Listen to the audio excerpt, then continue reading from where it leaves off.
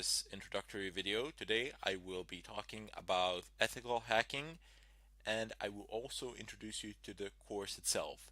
So first off, you might have noticed that the term ethical hacking is composed out of two words. You have ethical and you have hacking. Now hacking, uh, the definition of hacking is quite broad. I mean, it encompasses a very wide range of activities. However, if you actually go to any of the online dictionaries pretty much, and if you type in the term hacking, generally it will say that it has something to do with computers. I cannot say that that is not true. However, that is only a small portion of the definition. Rather, instead, the act of hacking is actually having any system, and I mean any system, not just a computer system, not just a digital system. In fact, the system doesn't even need to contain any electronic parts. So, literally any system, having it do something that you intended it to do as opposed to what it was designed to do. Now, here is one short example that has been cited over and over again. You have a lock, basically. You have a door lock in your house. Everybody has one. Well, I sincerely hope that you have one. And the purpose of that lock is to prevent anybody is to prevent intruders from entering. So anybody who does not have a key cannot enter. People enter without a key anyway because they pick the lock and then they enter, and that itself could be considered an act of hacking, also an act of burglary, but that's another subject. Anyway, the ethical side of it would be when you have these large automobile industry uh, manufacturers, and then they hire these burglars to come and pen test their locks. So basically, they pay them very good sums of money to go to their factories and to try to unlock their cars. Uh, this doesn't need to apply only to locks for cars, it can also apply for your door locks. Manufacturers of pretty much all sorts of locks, they hire people to actually try and pick lock them, and then if they succeed doing it, and if they succeed, they pay them a very good sum of money. I do believe that prices for one car manufacturer, they went up to 1 million euros if you manage to break their locks. But what I'm trying to say here is that they have the ethical side of it would be when you have a permission to do it, when it's within the constraints of the law. And the act of hacking itself can be within the constraints of the law, but doesn't necessarily need to be.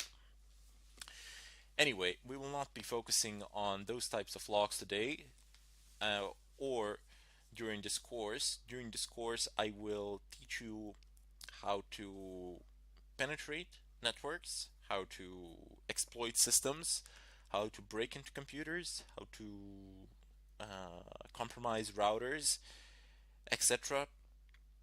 You will be after you've finished this course, after you've absorbed all the information in it, you will gain the ability to do some serious damage.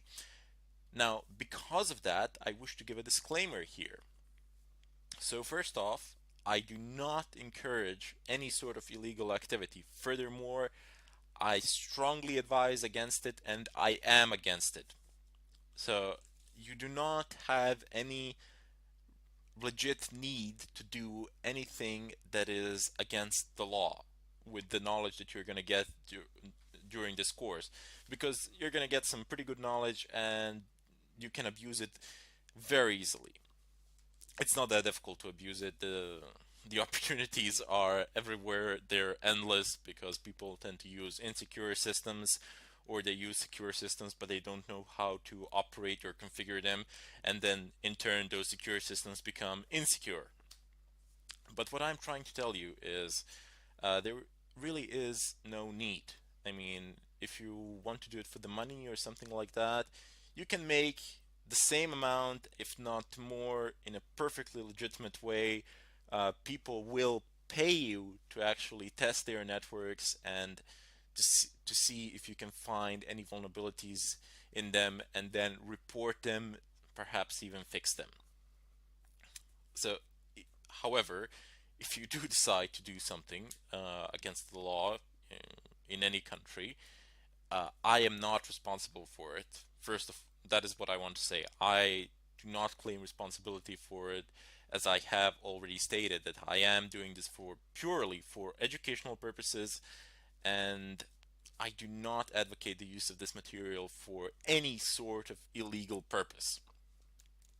Now, I hope you understand why I had to make this disclaimer, and I this is not what I said. These are not just empty words. I really do stand by it, and that is my philosophy as well. In any case, during this course, I will show you numerous examples, methods. You will need some prerequisites over which I will go in the next tutorial. But you're in for a ride, so sit down, be patient. That is a very important thing in this line of work.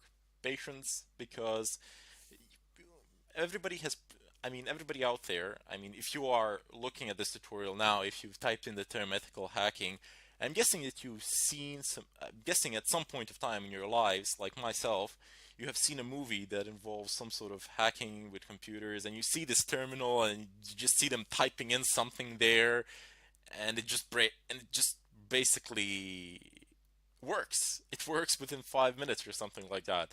Let me tell you something. That has nothing to do with the real world, or very little to do with the real world.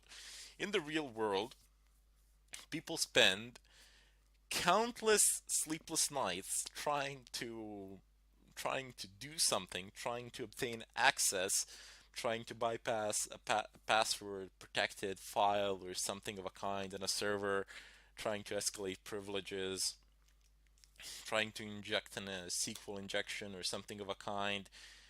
And they not only spend countless sleepless nights doing it, but they also spend a long time planning, preparing, and getting a general idea of what they can do, how they can execute an attack, etc. These are not things that you will be able to do within 5 minutes after you sit and open up your computer, your desktop computer, or whatever. You will need time, you will need patience, but above all, you will need to be curious. Curiosity is one of the first steps here, and obviously, since you've actually chosen to listen to this tutorial, to go through it, you do possess it already. You just need to build on it a little bit more, and you'll be where you want to be. In any case, I hope to see you in the next tutorial, and I bid you farewell. Hello everybody, and welcome to this tutorial. Today I will be talking about some of the prerequisites that you will require if you want to follow this course through. One of the first things that you need to be familiarized with is your working environment. So for myself, I have chosen to use two Linux distros. One will be Fedora 20, which is the operating system that I am using anyway, and also I will install a virtual machine. That virtual machine will be Kali Linux. Basically, it is a Linux distro which contains a great deal of pen testing tools, so it's very useful in that sense. Don't worry about it. I will explain this process in great detail, how you can set the virtual machine up, how you can install it, and so on and so forth. However, should you be using Windows, that is definitely not advisable for this kind of activity. Primarily because since I'm doing this in an environment that I own, it doesn't really matter to me if I'm anonymous or not, but in the real world, all the pen testing that is done in the real world, you're always trying to anonymize yourself. You're trying to be as invisible as possible, as much as possible. You do not want them to figure out where the attack is coming from or anything of a kind. You want to wipe your trail or something of a kind. And Windows is really not good for those sort of things. So there, your anonymity level will be very low, and most of the tools that we're going to be using, they are native to the Linux environment. They were made for Linux. So some of them might not work under Windows. I have not tested them all out, but but most of them will. So you can still use Windows if you like, because I mean you're not hiding from anyone. But since I'm recreating the real life scenario here, I do need to actually use proxies, VPNs, and so on and so forth, just to show you how it is done, how you can do it. Also, for all the Mac users out there, if you're using Mac OS X, it doesn't really matter which version. Most of the stuff should work like no problems. The procedures are fairly simpler. The command line tools are the same. How you install them differs, but pretty much you will be able to run the same commands as me. So there shouldn't be any problems there. Your anonymity level with Mac OS X should be relatively good, but still on Linux you have the greatest anonymity, and you are rather safe in that sense. Other than that, you will also require working internet connection. And even though all of these attacks that we're going to do today, well, most of them, they work much, much better if you have an extremely fast internet connection. But some of these attacks are actually conducted from public Wi-Fi's, in real life anyway. We'll just pretend I will set up a wireless access point in my house and load it so that it's similar to the public Wi-Fi, which is very slow. Some of these attacks, as I said, they go over public Wi-Fi's, and as we all know, and as we've all painfully learned, public Wi-Fi's are not the fastest internet connections out there. So primarily because you have a lot of people that are connected to them, and there's a lot of data going through. They're not the safest networks out there either, but as I said, if you want to absolutely anonymize yourself, and that is what some people do, they actually go out and hook up to a public Wi-Fi, or they go to a bar or something of a kind and conduct their attacks from there. Now, before they do that, they need to figure out whether the bandwidth of that Wi-Fi can sustain their attack. So they need to minimize it, they need to downsize it, and that is how they become absolutely anonymous. Anyway, the third thing that you will absolutely need, so these three things, these are the basic requirements. Everything else will pick up on the way. I will show you how to do it, no problems there. But these three things, I can't really show you how to. I mean, I can, but it's a bit pointless how to go to your ISP and hook it up to the internet and hook your telephone to the internet or something of a kind. But in any case, the third prerequisite is a working wireless card. And when I say working wireless card, most of the devices have them. Pretty much all laptops from 2005 or from 2008 were standardized with wireless cards. If you're using a desktop machine that doesn't have a wireless card, you should, but it's not, you don't need to. But however, if you want, you won't be able to follow through a portion of this tutorial then. You should go out and buy a USB wireless card or something of a kind. They're pretty cheap, I don't know, 10-15 bucks. So they're not that expensive, and you can get them pretty much anywhere. Anyway, as I was saying, what I mean by a functional wireless network card is that it is recognized by your operating system. So if you are using a Linux distro like I am, you need to make sure that that the kernel of this Linux distro actually has the necessary drivers for the wireless card that you are using at the moment. If you're probably using Atheros or Broadcom, Atheros should be fine. Pretty much Linux kernels support a large amount of Atheros devices, if not all of them, in terms of network cards, so that should be fine. There were some problems with Broadcom, but that's as far as I'm informed, that has been solved, so no big deal there. If you're uncertain how to check whether your wireless card functions under your Linux distro, well, just try connecting to a Wi-Fi. If you can connect, to a Wi-Fi access point. If you can connect, obviously it works. If you can't, it doesn't work. But don't just hop to a conclusion that it doesn't work. Maybe it's just turned off or something like that. But do not worry, I will show this in greater detail in the follow-up tutorials where we actually go over the installation process and all of that. Now there are a couple more things which we need to go over before we head over and start the installation. I would just like to go over some basic terms over some basic terminology that you will need in order to be able to follow this course, in order for you to be able to follow the future tutorials. In any case, I bid you farewell and I thank you for watching. Hello everybody and welcome to this tutorial. Today I will be talking about some of the basic terms which you will need in order to follow this course through. So first off, you have three main categories of people. There are white hat hackers, gray hat hackers, and black hat hackers. Everything that we will be doing falls into this category here. So white hats. Those are people whose activities are within the confines of the law. There are people such as pen testers, ethical hackers, people like you and me, and so on. Then you have gray hat hackers whose activities are bordering between legal and illegal. It's a bit of a shady area there. In addition to that, you have the most known category, which is black hat hackers. And usually, and unfortunately, every time somebody hears the term hacking, it is associated with people from black hat world.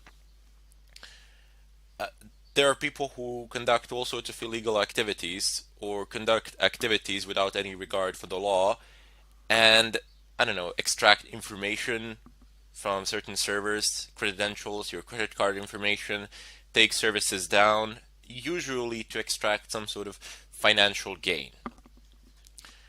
In any case, down below you have footprinting. Now the act of footprinting is basically information gathering. You are conducting some sort of reconnaissance work. You are figuring out the IP of the server, figuring out which ports are open, and with that you can conclude which services are running there.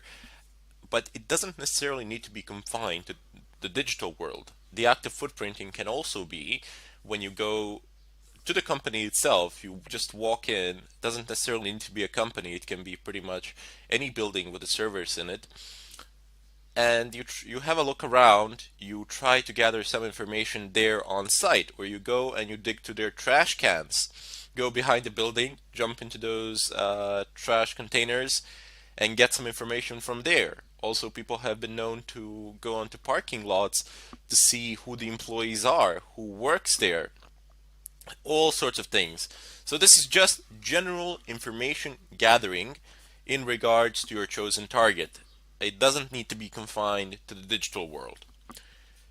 Anyway, down below you have certain types of attacks. You have DOS and DDoS. Basically the same thing implemented in a different way. DOS stands for denial of service, usually called childish attacks because they were relatively easy to implement, and they still are, provided of course you have enough machines, but that's the domain of DDoS. In general, what happens here is that you perform a certain amount of requests, more requests than a server can handle, and then server begins dropping connections. For example, Apache web server, I believe by default it can handle up to 10,000 connections or so. And if you can make more than 10,000 requests, basically everybody else making any sort of requests will not be able to access the website because their connections will be dropped simply because Apache will say, okay, I have too many users, I have more users than I can handle, all the other connections will be dropped by default, thereby making the site inaccessible even though you haven't really broken any codes, you haven't really broken through any firewalls or stolen any passwords or anything of a kind. But when you're DOSing something, it's just you. So all the requests, everything is coming just from your own computer. And that is not always the most efficient of ways. In fact, it generally can only work if there is a flaw in the way in which requests are processed. However, that is why you have DDoS attacks. When you have multiple computers, multiple connections, and they are all making simultaneous requests to a certain server, and this is really difficult to fight off. I mean, you really need to have a clever configuration of your firewall, and you need to have quite a good firewall as well. Usually you would need a physical one to prevent these sort of DDoS attacks, and by physical I mean a router firewall or something of a kind. This is quite difficult to, it's not difficult to actually do the attack itself, as it is difficult to make the necessary preparations. First of all, you need to go about infecting other devices which you will enslave and use in order to perform this sort of an attack. This is the hard part. The DDoS part is quite easy compared to that. For that, in order for you to infect other computers, you need two things. You need RATs, remote administration tools, and you need to make them fully undetectable. That is what the term FUD stands for. So it just means that they cannot be detected by antiviruses, or more precise term would be that they are not labeled as something malicious by antivirus programs. And by the way, sometimes, actually most of the times, you don't actually need to make your own applications fully undetectable. There are plenty of pen testing companies out there, and not just pen testing companies, but other companies as well, who will pay very good sums of money if you can make their programs fully undetectable by antivirus programs. Down below, the RATs, remote administration tools. Now, they themselves are not some sort of hacks or anything of a kind. You just basically put them on a USB stick or something of a kind, send them in a mail, share them in a zip file, and in such a way, that's just one of the ways to infect other computers, other devices, enslave them, convert them into your slaves, into the slaves of the main server, wherever that might be, wherever you might set it up. And then you can use all of those computers to conduct all sorts of activity. This is very good because it anonymizes you to a very large extent. It is very difficult to track you. It is very difficult to track somebody down, whoever is doing this, primarily because the users who are infected, they have no idea that somebody else is controlling their devices, because nothing is really happening on your desktop. You can't really see. All the processes running are being run in the background, and your processor is executing them using up. The only way to see it would be basically to start up a task manager or something of a kind and then see the running processes, and perhaps you could spot it there, but not even there if somebody has implemented a rootkit. So a rootkit is a tool basically which you install onto an operating system, and it is able to hide running processes from the system itself. So when you, for example, start a task manager in Windows or something of a kind, the purpose of a rootkit would be to hide the processes from the task manager. Basically how it works is that task manager requests information from the system, from the kernel, and then the kernel of the system responds, which is the core of the system where all the drivers and the key functionalities are. The kernel of the system then responds, hey, I have this, and this process running, here you go. But what rootkit would do is redirect those requests from task manager to itself, and would basically say, I don't have such processes running. So very, very dangerous and potent combinations here that we will use later on as we progress through this tutorial, but for the time being I just wanted to give a bit of an introduction to it and give you an idea of what we shall be doing through some of these basic terms and concepts. Next up we have phishing attacks. Now phishing attacks are basically when you apply some sort of bait, somebody bites it, and then you pull on it. Simple as that, right? As the same way you do phishing. Well, not quite.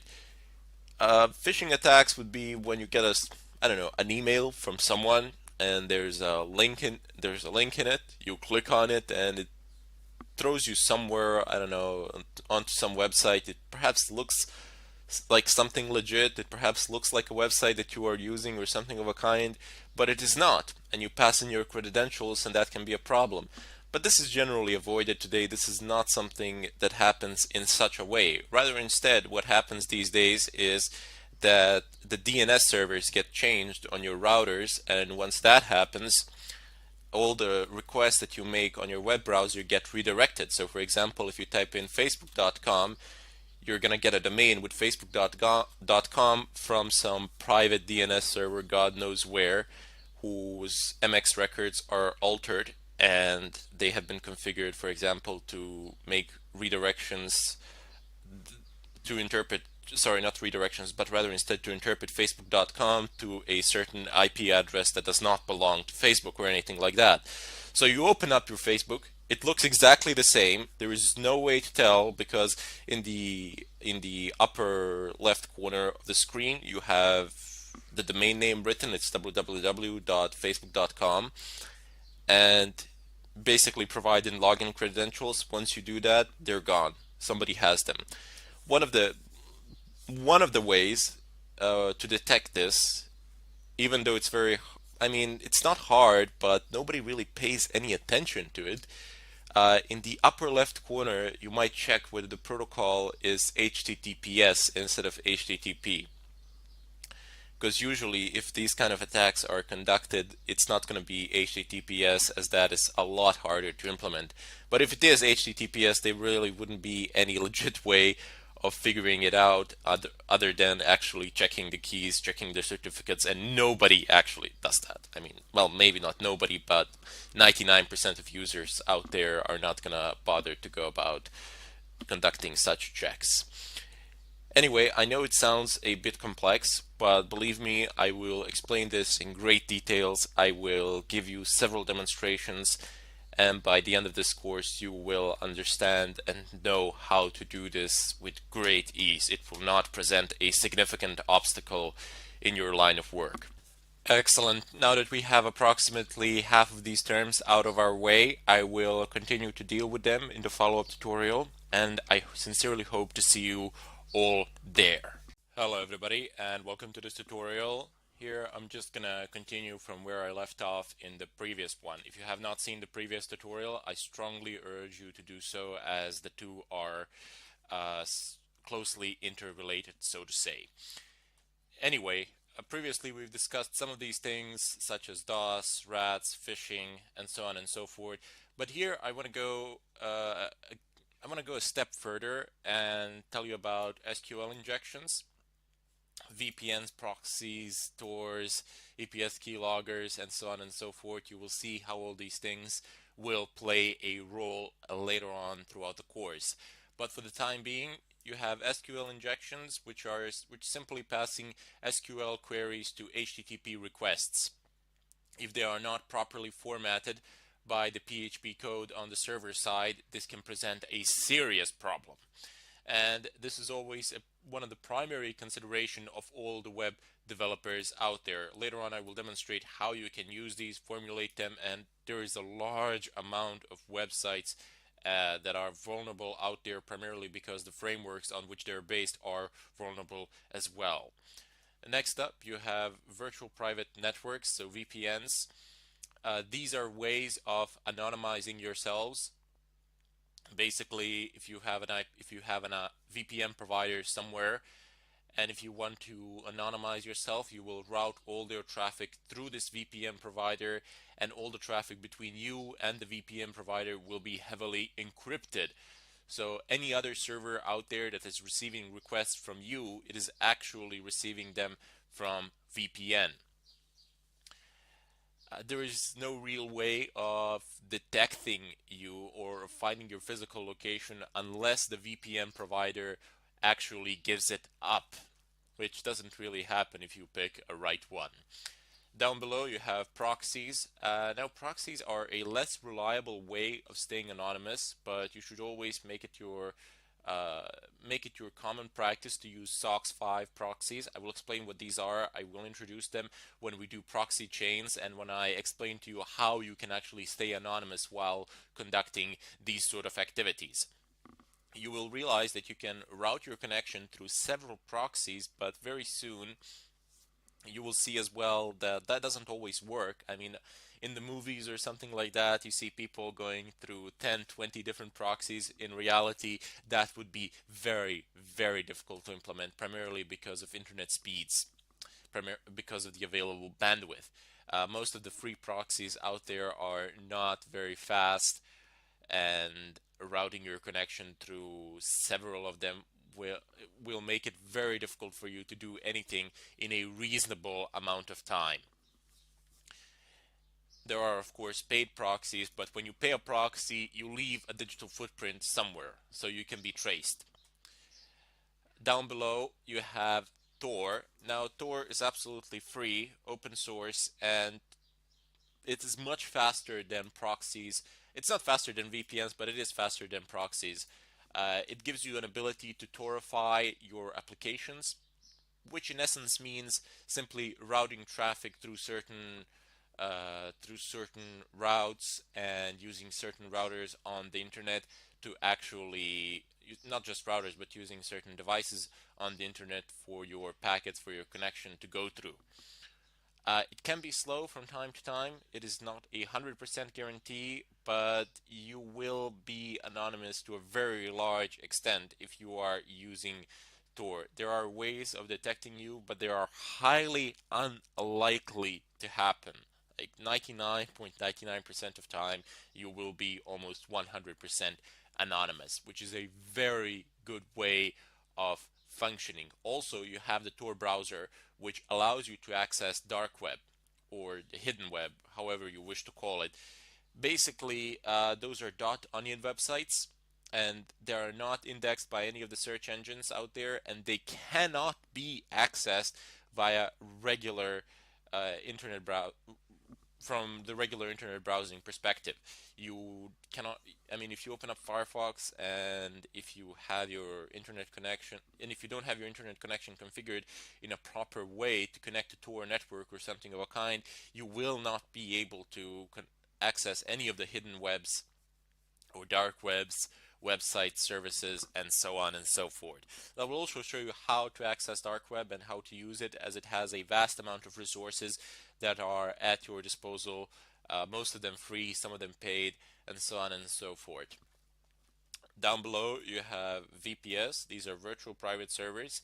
It is a method of, it is a secure, it can be viewed as a security layer. For example, if you have an Apache server running on your physical machine, you can have a virtual machine within that physical machine which will serve as an SQL server for that Apache server. This is done so that the SQL server cannot be accessed from outside and that you don't have an SQL port open on your physical machine. So only devices, only programs and users from that particular machine will be able to access the virtual machine where the SQL server is. Bit of back and forth action here. It might sound unclear or something like that, but I don't want you to worry about it now. When I show you the examples, when you get into it, you will understand it. I guarantee it to you. So no problems there. Here, I'm just introducing you to the terminology and giving you an idea of what is to come. Excellent. So we also have keyloggers, which are tools that are used to steal credentials, and not only credentials, but also used to extract information. If you manage to deploy a keylogger on a machine, you can configure it to record all keystrokes and then to send them to a mail address, to an FTP server. Today, keyloggers are advanced to the extent that they have like 100 options or so, configurable to the fullest of extents, and you can do pretty much whatever you want with them. I mean, they have their basic functionalities still. Basic functionalities is still there to record the keystrokes, but not only do they record the keystrokes, for example, they can extract existing information as well. You can configure their behavior. how the stealth level of the keylogger, how will it hide, where will it go, where will it be installed, what sort of information do you want to extract, do you want to monitor particular folders for activity, and do you want to record it. You can configure them to take screenshots, you can configure them to use the camera on the device which you have deployed a keylogger to take a picture every 5 minutes or something like that. That wouldn't be the brightest of ideas, because obviously somebody would see that you're taking a picture. But those are just examples of what you can do with them, and later on we will actually download the genuine keylogger, install it, deploy it. We'll show you methods of deployment and how you can configure it as well. Although you should be very careful from where you download your tools, such as keyloggers, uh, remote administration tools, rootkits, and so on and so forth, primarily because you never ever want to download a uncompiled binary file that is not open source, because you have no way of knowing what's in it, and you absolutely never want to run it on your computer. You might get what you want, a keylogger or something of a kind, but your computer might get infected with exactly the same keylogger that you plan to deploy somewhere, or with exactly the same RAT that you intend to deploy somewhere. So that's not a very bright idea. You should use verified sources of such tools. I will show a few of them later on as I go over to the internet and download them. But I'm just making it very clear here that you should be very careful with these things. And one of the foolproof methods of doing this is actually configuring a virtual machine and doing this sort of activity on that virtual machine. So even if you get infected or something of a kind, it doesn't matter. It's a virtual machine. You can reinstall it anytime you want, very fast. Pretty much no information will be lost there. More importantly, the primary file system on your main physical machine will not be accessed from the virtual machine. Anyway, down below you have the terminal. So terminal is basically an interface for you that allows you to control your operating system. Now, Linux terminal is very powerful. We will be using it extensively. You will need to familiarize yourselves with it. I will familiarize you with it. I will teach you how to use it. Uh, to some people, it might seem a bit difficult or a bit tricky at first sight. There are a lot of commands to type in, how to memorize them all, what to use where, and so on and so forth. But believe me, there is a certain logic to it, and once you figure it out, everything just flies. I know by heart about 30% of possible commands out there regarding Linux terminals, and the rest I simply figure out with -h or dash help. The system pretty much tells you everything you need to know. It helps you out to a great extent, and you are able to figure out a lot of things from just understanding the basic logic, how it works, and so on. Now there will always, of course, be arguments. I don't know, there'll be people saying, well, why would you use terminals? Why wouldn't you just use GUI tools or something like that? The simple answer is because they are not as nearly as powerful as the terminal tools are. Plus, terminal tools have far less dependencies, and most of the hacking tools are basically designed for the terminals. They don't have GUIs. A lot of them do have them these days, but I might go over them briefly at a certain point of time, because the GUI interfaces are not that relevant. When you figure it out how to do it on the terminal, you will automatically by default know how to do it with the graphical user interface for that particular program. Anyway, down below you have firewalls. Now, firewall in Linux is configured through IP table commands. You keep on passing arguments and configuring these firewalls. And this is one of the main reasons why you should not be using any distribution of Windows for this particular tutorial, to follow this tutorial. You will need to install as I said previously, you will need to install either a Linux virtual machine or create a dual boot or something of a kind. Uh, I will of course show how to do this and demonstrate it in great detail. But one of the main reasons, the firewalls are one of the main reasons why we can't use Windows for these sort of purposes. Uh, Linux firewall is open source and it has ridiculous amount of options. A ridiculous amount. I'm not kidding here. You can do with it pretty much whatever you want. You can configure, you can close open ports, forward connections via ports or via IP addresses.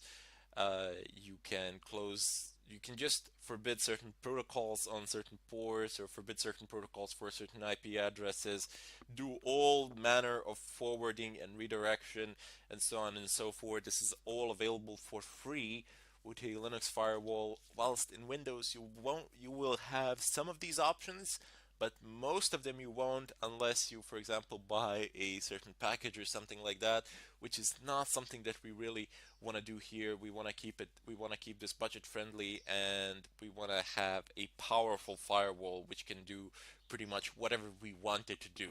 Now there'll be two ways of configuring this firewall, and if you are afraid of messing it up, don't worry about it, because most of the configurations that we will do will be short-lived configurations, so to say, primarily because all the configurations made to the firewall from iptables command, unless specified otherwise, will be temporary and they will hold until the next system reset. There is a way to circumvent this, of course, and to configure the firewall rules in the configuration file directly and thereby making the changes permanent, which is also one of the ways of doing it, but I don't generally prefer it. I prefer to have a script somewhere which you can run at any time and it will configure your firewall by default. This is primarily because you won't have your tool set on a USB stick or somewhere online or something of a kind, and you have these quick scripts which you generate, and then they perform these tasks for you in an automated fashion. It's really simple. I will show you how to make these scripts. You do not necessarily need some advanced programming knowledge or anything of a kind. Basically, what these scripts are a list of Linux terminal commands, which we will do anyway. So basically, the script would consist out of a list of those commands, and then you just change the mod of the script to be an executable file, run it, and all those commands are passed to the system, and those tasks are finished in an automated fashion by default. Anyway, one of the final things that I wish to address here are reverse shells. So there are hundreds, if not thousands, of reverse shells out there that you can use. I will pick a few that we will use depending on the framework, depending on the environment, of course, that we want to infect. But in essence, what reverse shells are, as the name itself says, you have a program with which you infect another device, and then that program opens up a reverse connection from that device back to you. So you can keep on passing commands, you can keep on controlling the system even though you are nowhere near it. There are different types, of course, today with routers and so on and so forth. With such firewalls, you do need to do a lot of extra configuration, and there are problems that need to be solved and addressed. You will see how, when you are trying to break into a single computer, sometimes you need to break into the router first. Usually, you need to break into the router first, unless you're performing these phishing sort of attacks or there's a web server or something of a kind running in the background. But attacking a private device, a private computer, which is usually what people do as preludes to bigger hacks because they want to extract some sort of information or something of a kind from, let's say, a company's employee that's a network administrator or somebody like that, they will one of the basic vectors would be to attack a home router, change the DNS settings there, and try to steal credentials in such a way, or put the computer in the DMZ of the router, demilitarized zone, so that the router is no longer effective for that device. rather instead it just forwards all traffic to that device regardless. So that can be, those are just some of the types of attacks that you can do, but reverse shells will depend on the choice of the environment that you are trying to infect, and will depend on the choice of your attack route as well. In any case, I hope that you got some basic introduction to these terms. I again repeat, if you didn't figure it out all immediately, don't worry about it. We will do all of this in great details with a lot of examples, and you will understand it. It's not complicated. Do not allow fear to dissuade or stop you. Just keep on going in spite of it, and if you can just stick in till the end of this course, you will, I guarantee it to you, you will understand it with just a bit of focus and a bit of curiosity. You will be able to obtain the necessary skills needed in order to become a pen tester or an ethical hacker. I bid you all farewell, and I hope to see you in the next tutorial. Thank you for enrolling in this course. You are going to love this course because this is a course of action. Everything you see in this course is hands-on inside the interface, and what you can do is follow along. Try these things on your own. I find I learn best by doing. So this is intended for every single lecture. You can watch the lecture. You can have another monitor open and try it at the same time. You can try it after the lecture, or you can do that repeatedly. Try it, go back to the lecture, try it, go back to the lecture. You will learn exceptionally useful skills in this course if you test out these things as we show you how to do them. You will also get right at the beginning of this course in a PDF a list of websites you can use to get paid to learn and apply these skills. What you can do is sign up as a freelancer, put your profile up there, and start adding these skills to what you know. There are companies all over the world that need help with the skills taught in this course, and they will pay you to try what you're learning in this course as a freelancer. And then you get better at it as you get paid to do it more. That's exactly how I learned and grew my business, by continually getting paid to learn skills people needed help with. That's what you get in this course. You get a hands-on learning experience in every lecture where you can go try these things. And this course starts off showing you exactly how to get everything set up. What you need prior to starting this course is a good internet connection, although you can do it on a slower public Wi-Fi internet connection. This course will work best if you follow the first several sections showing you exactly how to install all of the software for an ideal experience. Once you've got that set up, and I are continuing to add tons of new lectures. This course will eventually have 10 plus hours of video showing you exactly everything you can do once this is set up. So get started by looking at all of the setup instructions and doing them yourself. Get to know the basic terms, and then you can have an awesome experience out of this course. Ermin and I are here to listen to your feedback. At any time, all you have to do is tell us exactly what you think of a lecture, ask us a question, and Ermin and I are here to answer your questions every single day. We commit to answering any discussion question you ask as fast as we can, which usually will be 48 to 72 hours, sometimes shorter, sometimes longer. So go ahead, get the most out of this course, and we are honored you are here spending this time with us. Thank you. Hello everybody, and welcome to this tutorial. Today I will be talking about our working environment. I will show you how you can set it up. So first off, we need to install VirtualBox. Now, it doesn't matter if you're running Mac OS X, Linux, or Windows, you will still need to do this for several reasons, really. First of all, I mean, we're going to be doing a lot of stuff, and we're going to be doing it as root. So we are always facing the prospect that we might break something, that we might mess something up. And it's just better to have that virtual machine, because even if you do mess something up and even if you don't know how to fix it, it doesn't really matter. It is only a virtual machine. You don't really have any data of importance on it. However, if you mess something up on your main machine, that can be problematic. If you're forced to reinstall it or something of a kind, then you need to back all your data up, you need to figure out where everything is, etc. Or you can try fixing the problem, and depending on what that is, it could consume a large amount of your time. So just take my advice for it and go ahead and install VirtualBox. It's not that complicated, it's pretty simple. I'll show you how to do it in a minute.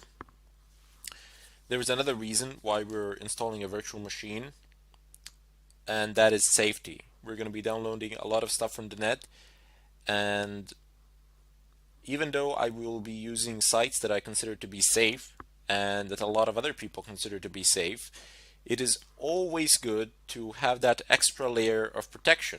So even if something happens on your virtual machine, even if it gets compromised or something of a kind, it's fine. It's a virtual machine. No problems there. There's nothing of importance there. Your private information is not there. Your credit card is not there. There is literally nothing there aside from the tools that you are using that can be obtained from the internet anyway. So, without further ado, let's just go ahead and see how VirtualBox is installed. Now, there are two ways of doing this. One is preferable over the other. So, the first method is a lot simpler. So you can just go ahead, open up your favorite browser. Mine is Firefox. Use your favorite search engine. Type in VirtualBox. Press enter, and there you go. Straight off the bat, you have official site VirtualBox. Just gonna go ahead and open it. In the left corner, it says about screenshots. There's a download of documentation here. For the time being, there really isn't any need to go over it. Rather, instead, just click downloads. Excellent. So here you have a list of host machines. Have VirtualBox for Windows hosts, for OS X hosts, for Linux hosts, Solaris hosts. Actually, for Solaris, you can just use it from the repositories immediately. But for the time being, we cannot use the repositories. We need to configure them in Linux, and repositories in Linux are places from where you pull your software for your Linux distro. Anyway, we will need VirtualBox for Linux hosts. I have already downloaded it in order to save time in this tutorial, but you just click on it and then it pops. So you have these guys are amazing. They have this virtual machine manager set up for multiple Linux distributions. So you have Ubuntu, you have Debian.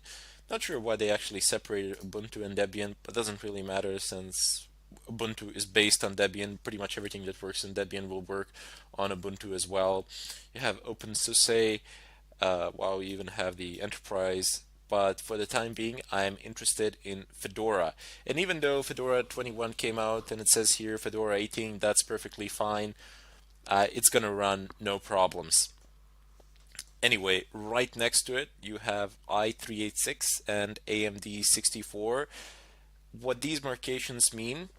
Well, basically, they're just references to 32-bit and 64-bit architectures. If you do not know what your machine is, whether it's 32-bit or 64-bit, well, no problems there. Just go ahead and open up your terminal, type in uname space -a, press enter. You don't need to be root to do this. You can do this as pretty much any user, and you get a listing of information here. So you have Linux platform, local host, that's the domain. You have the version of the kernel and Fedora distribution as well. It's number 20. And then you have the architecture. So it's x86 underline 64. There we go, 64-bit architecture. Fantastic. Now that we have established that, you can actually go ahead and click on it. If you're using a 32-bit one, just click on the 32-bit one. The procedure is absolutely the same. There are literally no differences. It gives me an option to save a file, so just click save and then click OK. That will download the file for you in the default downloads folder, unless you've configured it in a different fashion. I'm just going to go ahead and cancel it because, as I said, I've downloaded it previously in order to save some time in this tutorial. So just cancel. Go back to your terminal. Now clear the screen. You will need to be root in order to do this. So just type in su, press enter, and type in your password. And of course I got my password wrong. I'm quite famous for doing this. I don't know why, but it's fine when I forget my passwords. When I forget my encryption keys, that can be a bit of a problem. Anyway, there is a tool for managing RPM packets. As this is a Red Hat distro, all the packets, software packets for it have an extension .rpm. Here, let me just go ahead and show this to you. I'm going to go ahead and create a bit of a bigger zoom in so you can all see what I am doing here. Now, I am currently using the terminal, and I will give more detailed explanations. I will instruct you on how to use it. I will explain pretty much all the commands that we will be using in great detail, but for the time being, just tune in and follow through. So there's a command ls, and then I want to go to the folder downloads. Home,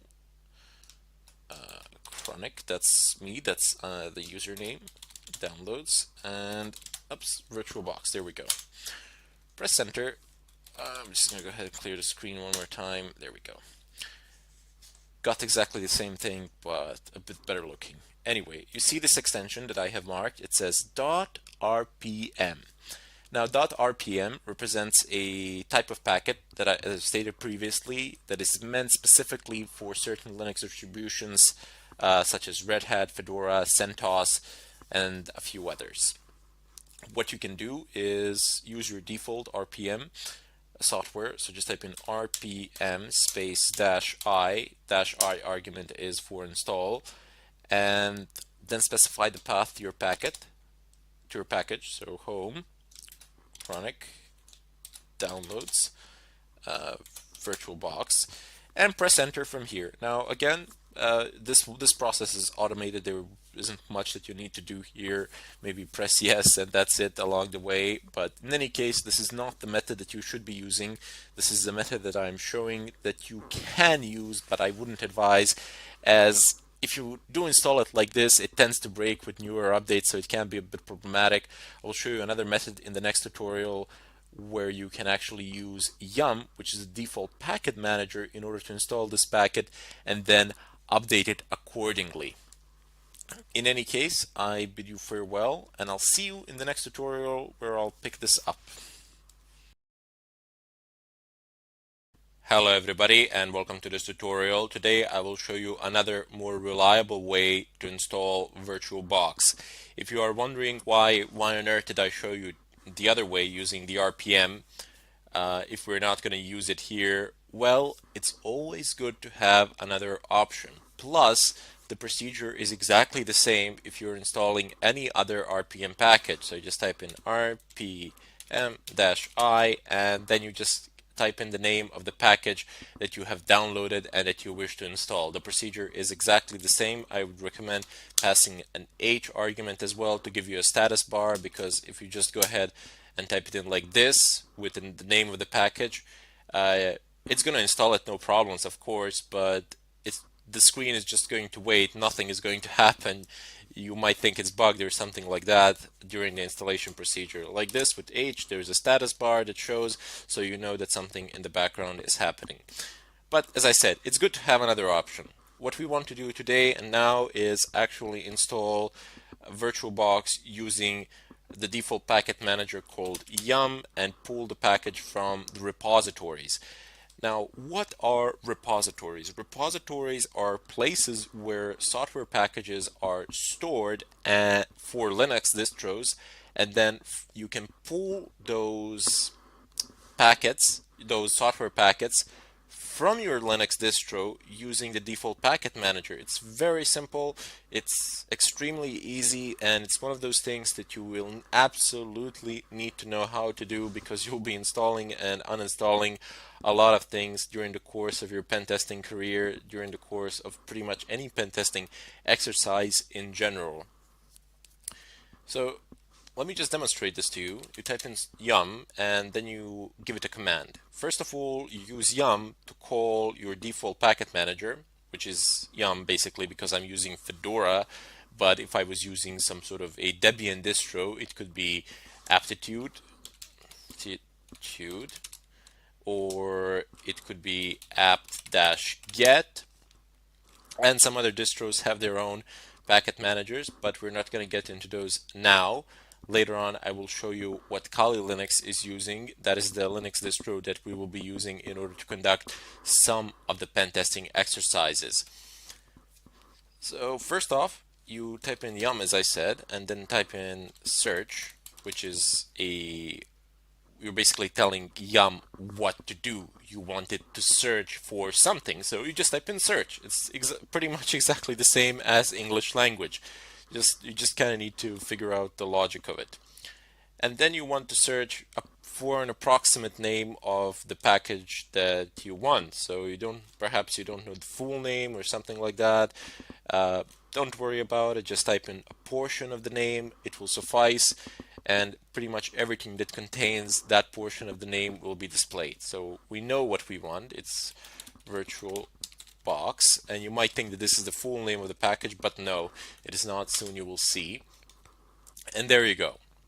It has printed out every package that contains VirtualBox in its name, the word VirtualBox in the name of the package or in the description of the package, because you see you have the name of the package here, colon, and then you have the description of the package here. There are a lot of things have popped with the name VirtualBox, and you're wondering perhaps which one to install. Well, you need the Kmod one, and here you have the kernel version and the Fedora version. So FC would be the Fedora version, and here you have the architecture. It's 64. I can't select it. There we go. It's 64, and here you have the kernel version. So you can compare it to what you have, and based on what you have, what your operating system is, you can pick it from here, assuming that it's a Fedora 20. You can use any other distro. The procedure is fairly the same. Later on in the question parts, if you're using, for example, a Debian-based distro or a SUSE, OpenSUSE or something like that, feel free to ask me. If you can't manage it there, I will help you out, no problems. But for the time being, I'm just going to go ahead and install it here.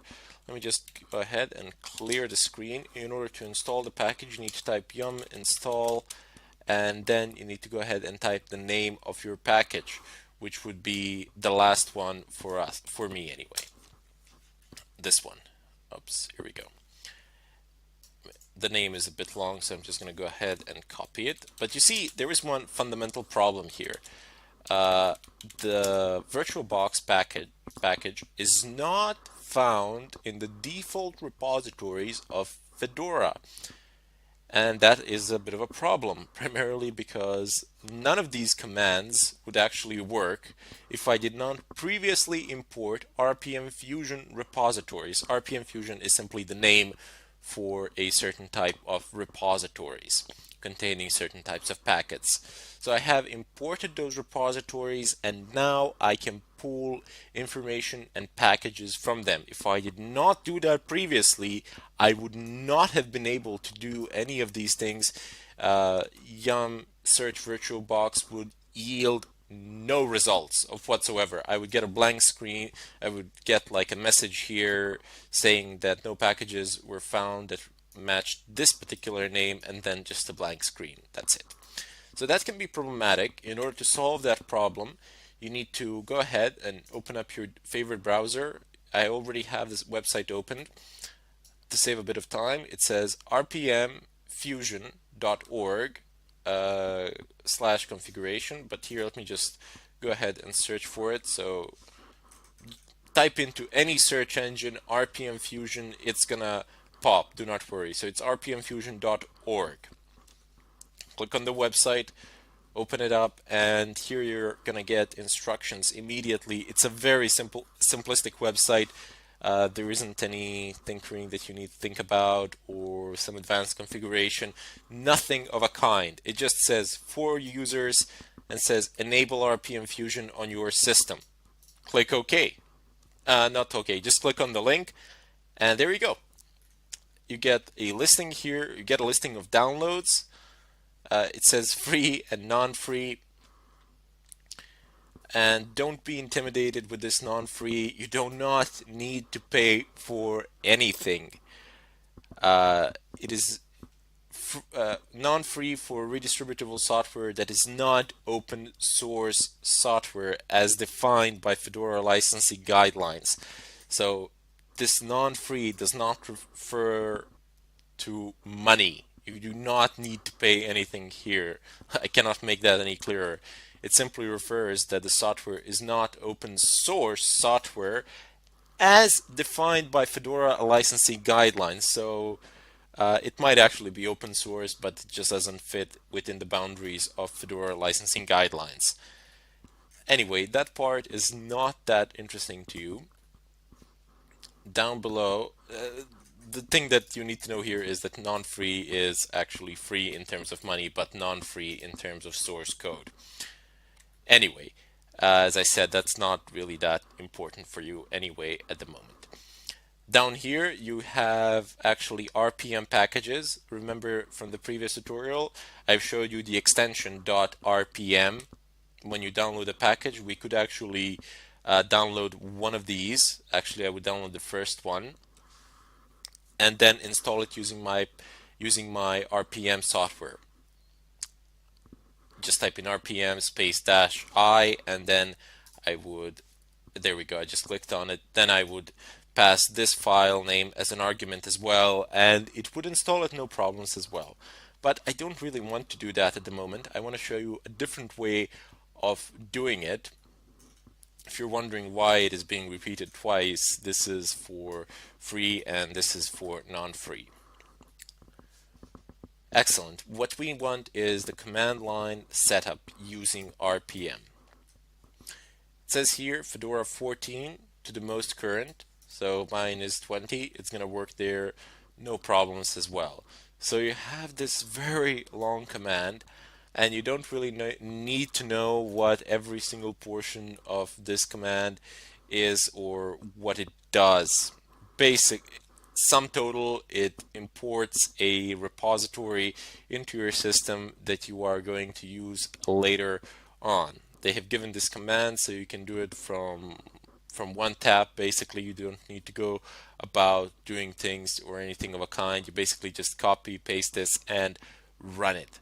You are using your default package manager, you're using local install option, you are not checking for certain types of keys, you are giving it the place from which to pull it, and so on and so forth. But later on, as we progress through this tutorial, we will deal extensively with Linux command line. So only then will these things become clearer to you. Once I actually explain some of the basic and fundamental things, then you will be able to understand things such as those listed in this bracket. Sorry, not bracket, within the confines of this parentheses, and so on. Because if I started explaining it now, it would make no sense, and it would simply complicate things further. As I said, later on, when we get into the command line interface of Linux, when I start explaining it in great detail, there I will begin from scratch and move you basically from beginner to advanced user in a relatively short amount of time, and then you will be able to understand what all of these things are. For the time being, just copy this content, which is within the confines of these quotation marks, and paste it into your terminal. So you do need to be root. Let me just go ahead and exit.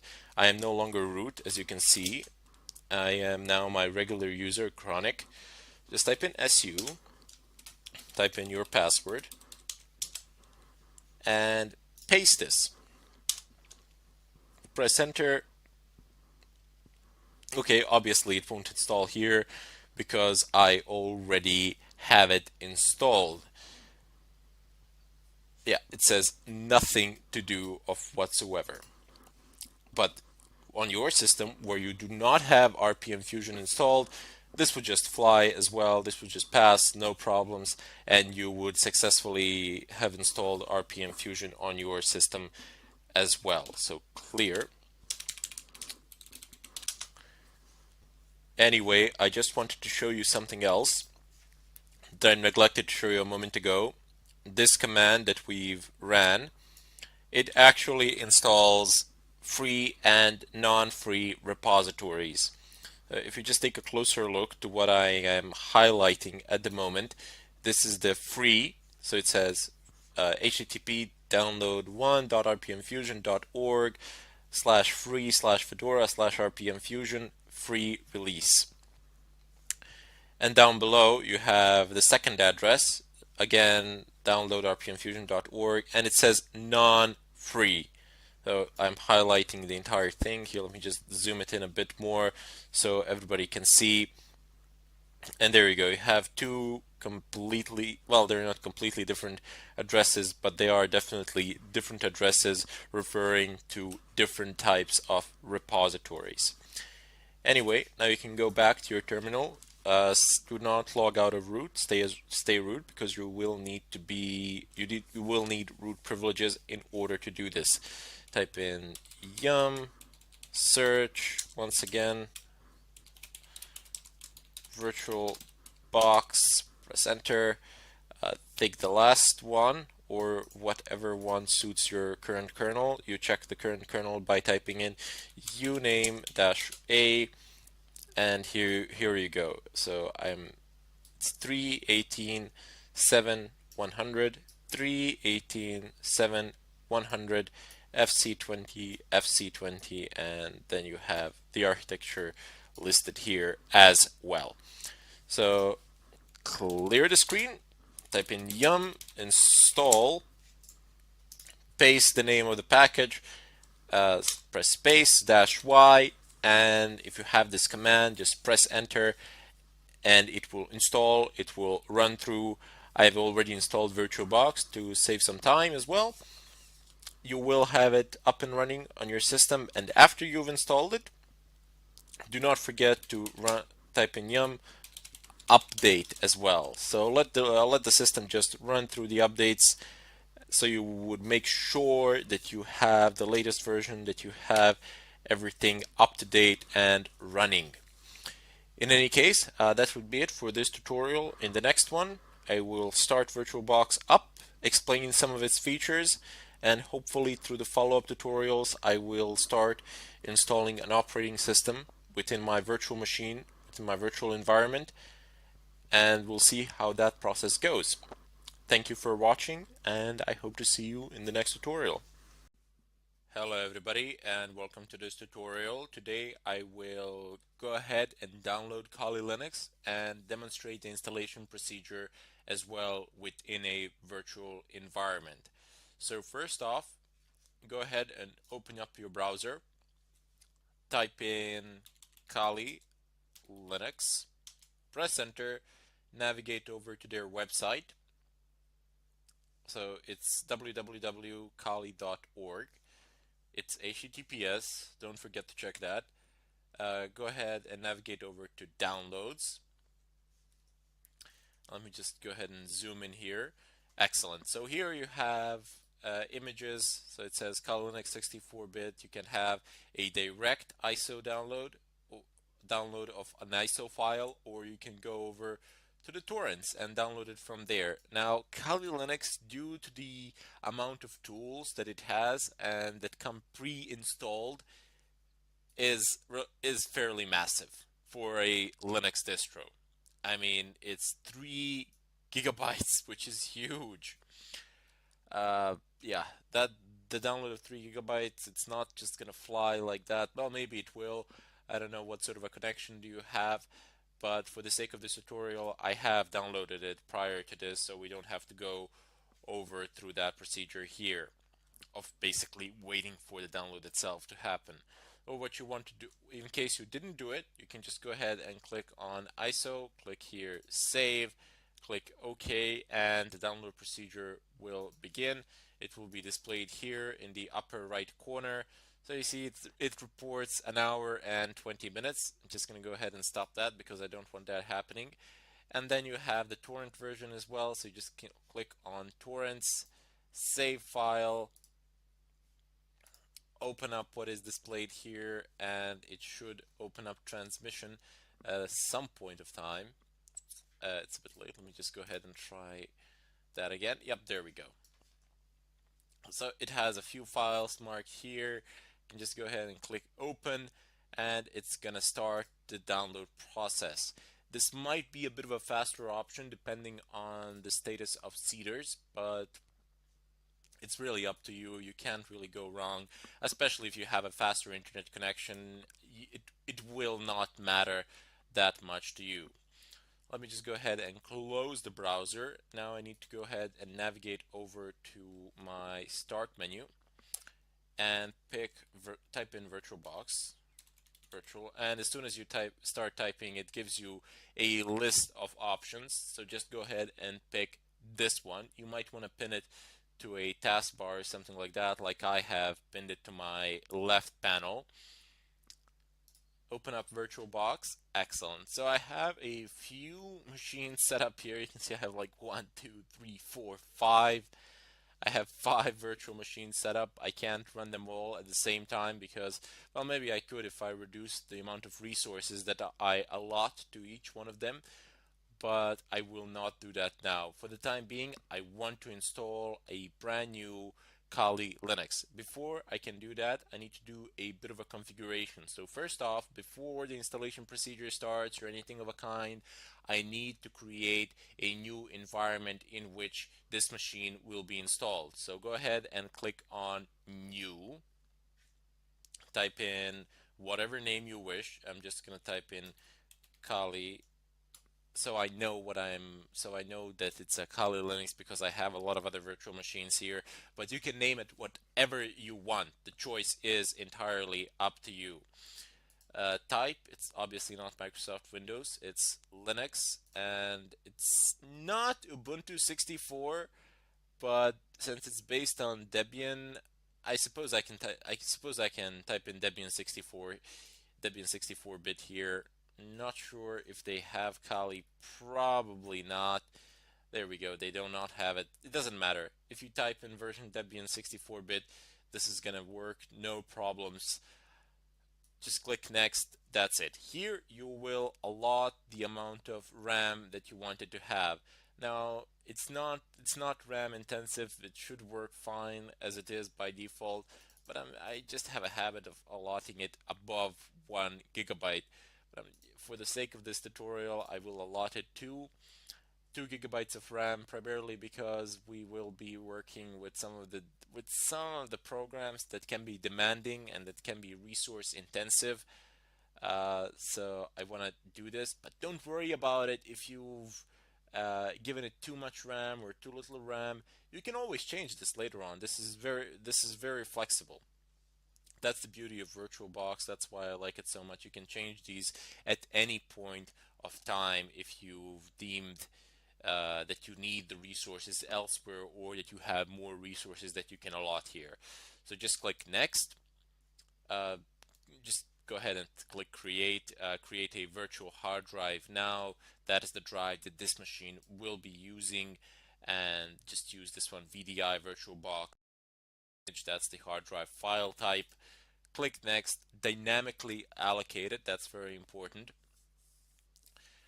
And you can read here what dynamically allocated means. Basically, it is hard drive file will only use space on your physical hard drive as it fills up to the maximum fixed size.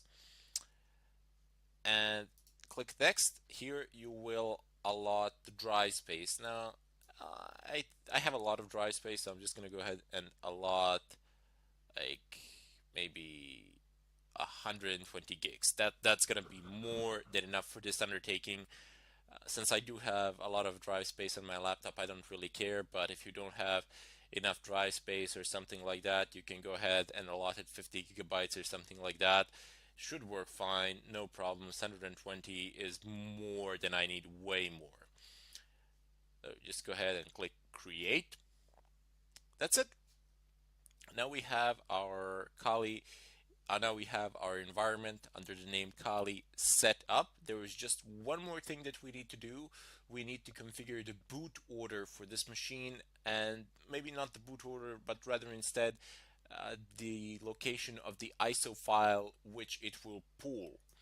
So go ahead and right click on it, settings, display storage, click on storage, click on empty. There's this disk icon here. It's when you click on it, it says choose a virtual CD disk file. So I have a few here, but none of these are what I actually need. If you have something in your CD-ROM drive, you can just go ahead and click here, and it's going to pull an image from a CD. But that's not really the case here. We have an ISO file that we want to use, so just go ahead and open it up. Click on Home, and I have it in my downloads folder. It should be around here somewhere. Yep, there we go. Kali Linux 109A AMD 64. I do believe that I'm slightly behind the latest version, but we're gonna fix that with updates, no problems. Open it up. It says Kali Linux 109A AMD 64.iso, and that is the type of file that we're looking for, .iso. Open it up. There you go. It's now inserted. You can see it here, the blue marcation in the center. It's marked, and Kali Linux is in the tray. So click OK. Double click on Kali, and it says starting. Now it's running. You have a few options here to utilize. You can have live AMD 64, live forensic mode, USB persistence, live USB encrypted persistence, or just go ahead and install it. So what these options are, you have live, which is basically when it runs from a USB stick or something like that. Those are the live boots, can be USBs, CDs, or something of a kind where the system is booted from an external device, and that is what people usually do when they want to access certain services which are protected by the current operating system. So when you bring it down and when you plug in your USB and boot the system from the USB stick, your system, it will not recognize any of the file permissions previously set by the system that was installed there on the hard drive of the machine because it is down. And then you can, I don't know, then you can delete stuff that the system would not allow you to delete. This is one of the way that people have used to actually delete Internet Explorer in Windows, more as a joke than anything else, just to prove that it's possible. And this is also one of the ways in which you can pool the password files in Windows and decrypt them as well. So we will deal with that a bit later on when we get into more advanced stuff. But you have failsafe mode, live failsafe mode. Well, every system pretty much has a failsafe mode. Today, it's basic boot, and it just loads the basic things, and this is practically guaranteed to boot every time you boot into failsafe mode, unless you've messed something up that is in a very, very, very, very serious way. Failsafe mode will boot almost always. Forensic mode for investigators and such people, we're not going to be dealing with it in this fashion because we don't want the live, we want the installed version. And then you have live USB persistence. So this is a very nice feature that you can have. For example, you can have an operating system, Kali Linux or many other distros installed on a USB stick, and you can have a rather large USB stick, like, I don't know, 256 gigs or something of a kind. It doesn't need to be that big, it can be a lot smaller, but the bigger the better, primarily because of this persistence flag. You can work, and all of your work will be saved on that USB hard drive, so you can make permanent changes to a live CD. Well, generally not to a CD. This is a USB. I do believe that there is a way of doing this with a CD as well, but nobody does that anymore. Just have a USB stick and you'll be fine. Uh, you see the first version, the live one, it means when you take it out, when you shut it down, it will forget any and all changes made to it. But when you have live USB with persistence, you can have those changes remembered. You can write them down. So next time you boot it, they will load. And here you have another great option. It's live USB encrypted persistence. So what this means is basically that all the information contained on your live USB will be encrypted, and if you happen to lose it, nobody will be able to access your data. So provided, of course, that you have something sensitive there worth protecting. And of course, I mean, you would still lose the data, but you would ensure that no one can actually access it or anything of a kind. So if you lose it, if you have some passwords or something like that stored there, oh well, no big deal. You know, it's encrypted. Nobody's going to be able to break it, provided, of course, that you have a long enough encryption key. In any case, in the follow-up tutorial, I will go ahead and proceed with the installation. Notice that we will need to install a few more things because look at this, I'm resizing the screen now, and once I go past a certain size, I can no longer increase the size of my screen, of my virtual screen. Rather, instead, I'm just increasing its edges. And that is because we need something called guest additions for VirtualBox. Guest additions enable full screen displays of virtual machines. But more of that to come in the next tutorial, and I hope I'll see you all there. Hello everybody, and welcome to this tutorial. Today I will continue from where I left off in the previous one. Now if you remember, we issued app-get update and app-get upgrade commands. That took a while to finish and process. I was prompted once. I was given a README file in regards to wget program, wget packet, and the way you handle it is you press Q to exit. You do not close the terminal and terminate the updates. Rather, instead, you just press Q to exit the README file, and the update process will continue, no problems. So today we need to configure the sources list. Those are the list of repositories from which your Linux distro actually pulls various packets and information from. Just like Fedora, Kali Linux also has repositories, and if you go onto their website, you see the link is here. I have marked it. You have these 4 repositories that are the default repositories of Kali Linux, and you can just go ahead and copy paste them. Not a bad idea to do this. Sometimes, I don't know why, but I don't find them by default in the repository list, in the sources list, so I gotta do it manually. You go ahead and basically type in cd/etc/apt. Apt. ls, and there you go. You have sources.list. You go ahead and type nano sources.list. Press enter, and there you are now in the repository file. This is where they are listed. This is where you can type them in. So let's just go ahead and copy these 2. I'm not going to worry about any duplicates now or anything of a kind.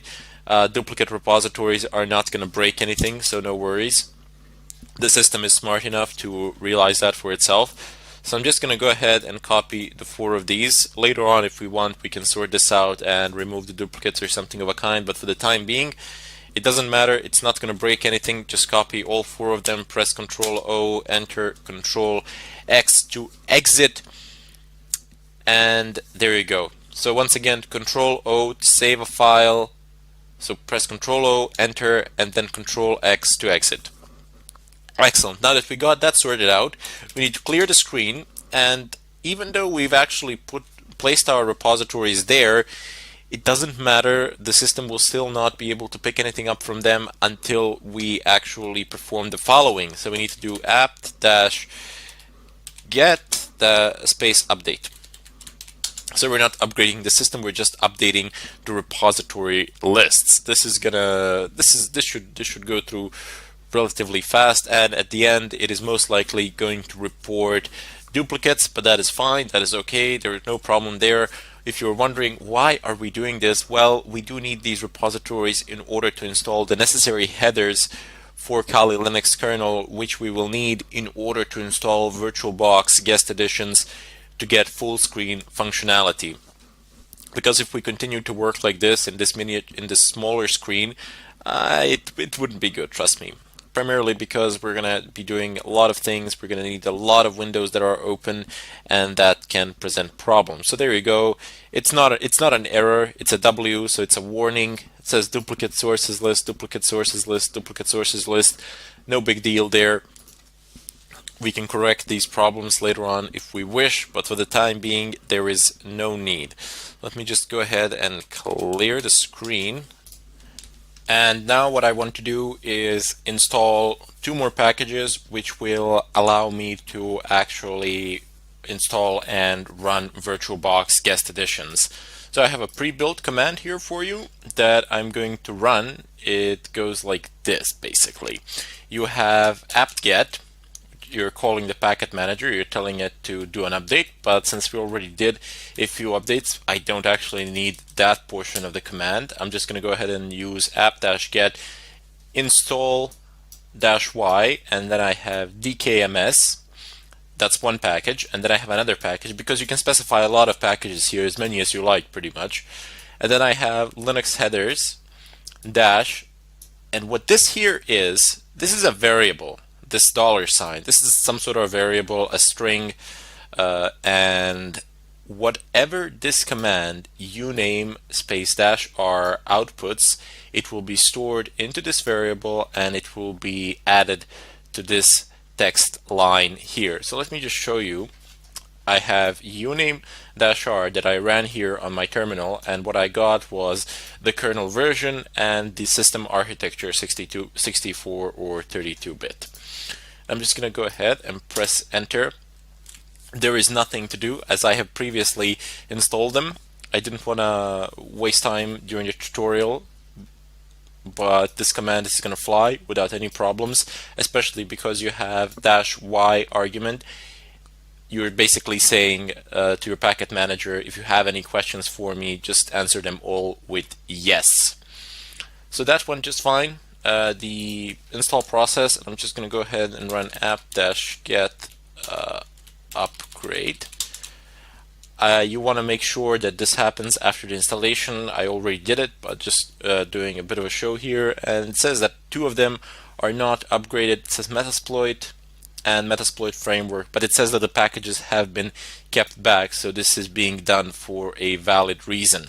We will get into that a bit later on, but for the time being, let me just go ahead and clear the screen. One of the first things that we need to do now is go ahead and click on Devices, Insert, Guest Edition CD Image.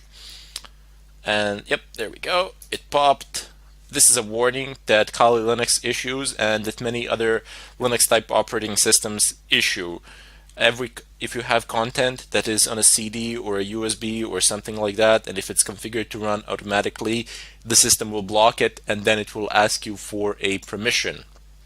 So the medium contains software intended to be automatically started. Would you like to run it? I'm going to go ahead and click run and most likely get an error. There we go. Error auto running software cannot find the auto run program. Now the error message, it doesn't really tell us much in this case. I guess we could take a look at the log files and so on and so forth. But here is the solution which you can apply, as this is a common problem that people encounter all the time. So there are some standardized solutions and patches to this sort of problems. So just go ahead and type in the terminal cd to change the working directory. Navigate over to where the VirtualBox guest edition cd is, which is, you can use the same path that I'm using. So media, and then ls, and then cd again, cd-rom 0. Excellent. So we are now here, and look, I have a listing of pretty much all the contents of the CD. basically. This is a virtual CD. It's not a real one, but it works pretty much just the same. So this is the file that I want. I want to move it from here, so I'm just going to go ahead and use command CP. You can also use move command, but you're permanently going to remove it from here, and that is not what we want to do. So just type in CP for copy, type the name of whatever you wish to copy, very simple, and then specify the path to where you want the file to be copied. I want it to be copied in my home directory. Press enter, and there we go. Now navigate over to your home directory, get a listing. Excellent, it is there. The way to run any script in Linux, any executable file in general, not just a script, is just to press dot slash and then the name of that file, press enter, there we go. It is running. The guest additions are being installed. I have attempted this process before just to make sure that everything would run smoothly, and that's why it says removing existing things. Anyway, it might take a while for it to finish, but I assure you it will. There's a lot of things to do, and that's why that is why it's taking a bit more of your time. Now, aside from the full screen functionality that we're going to get by installing VirtualBox guest additions, just in case you think it's a bit of a pointless effort if you are a student, because as a teacher, I have to have the full screen so you can see everything. You also have, under devices, drag and drop and shared clipboard. With these drag and drop, the name itself is self-explanatory. You just pull a file from somewhere and then pull it onto your virtual machine, or vice versa. But I don't like to enable drag and drop. What I do like to do is enable shared clipboard host to guest. Now here's why. I use my browser on my host machine primarily because you tend to watch a video or two somewhere about something, and you don't really want to go about installing Flash on Kali Linux. It can be problematic. So host to guest copy pasting is very useful, and you will need it, I assure you. Now there is a shared folder settings. You can either construct a shared folder, or you can have a localized web server on both machines where you can pull the information from and put the information there if configured properly, but shared folders are better for such purposes. Anyway, you can review what has happened here. It has been listed here. The most important part of it all is that you don't have any reports of anything failing. So let's just go ahead and go over it.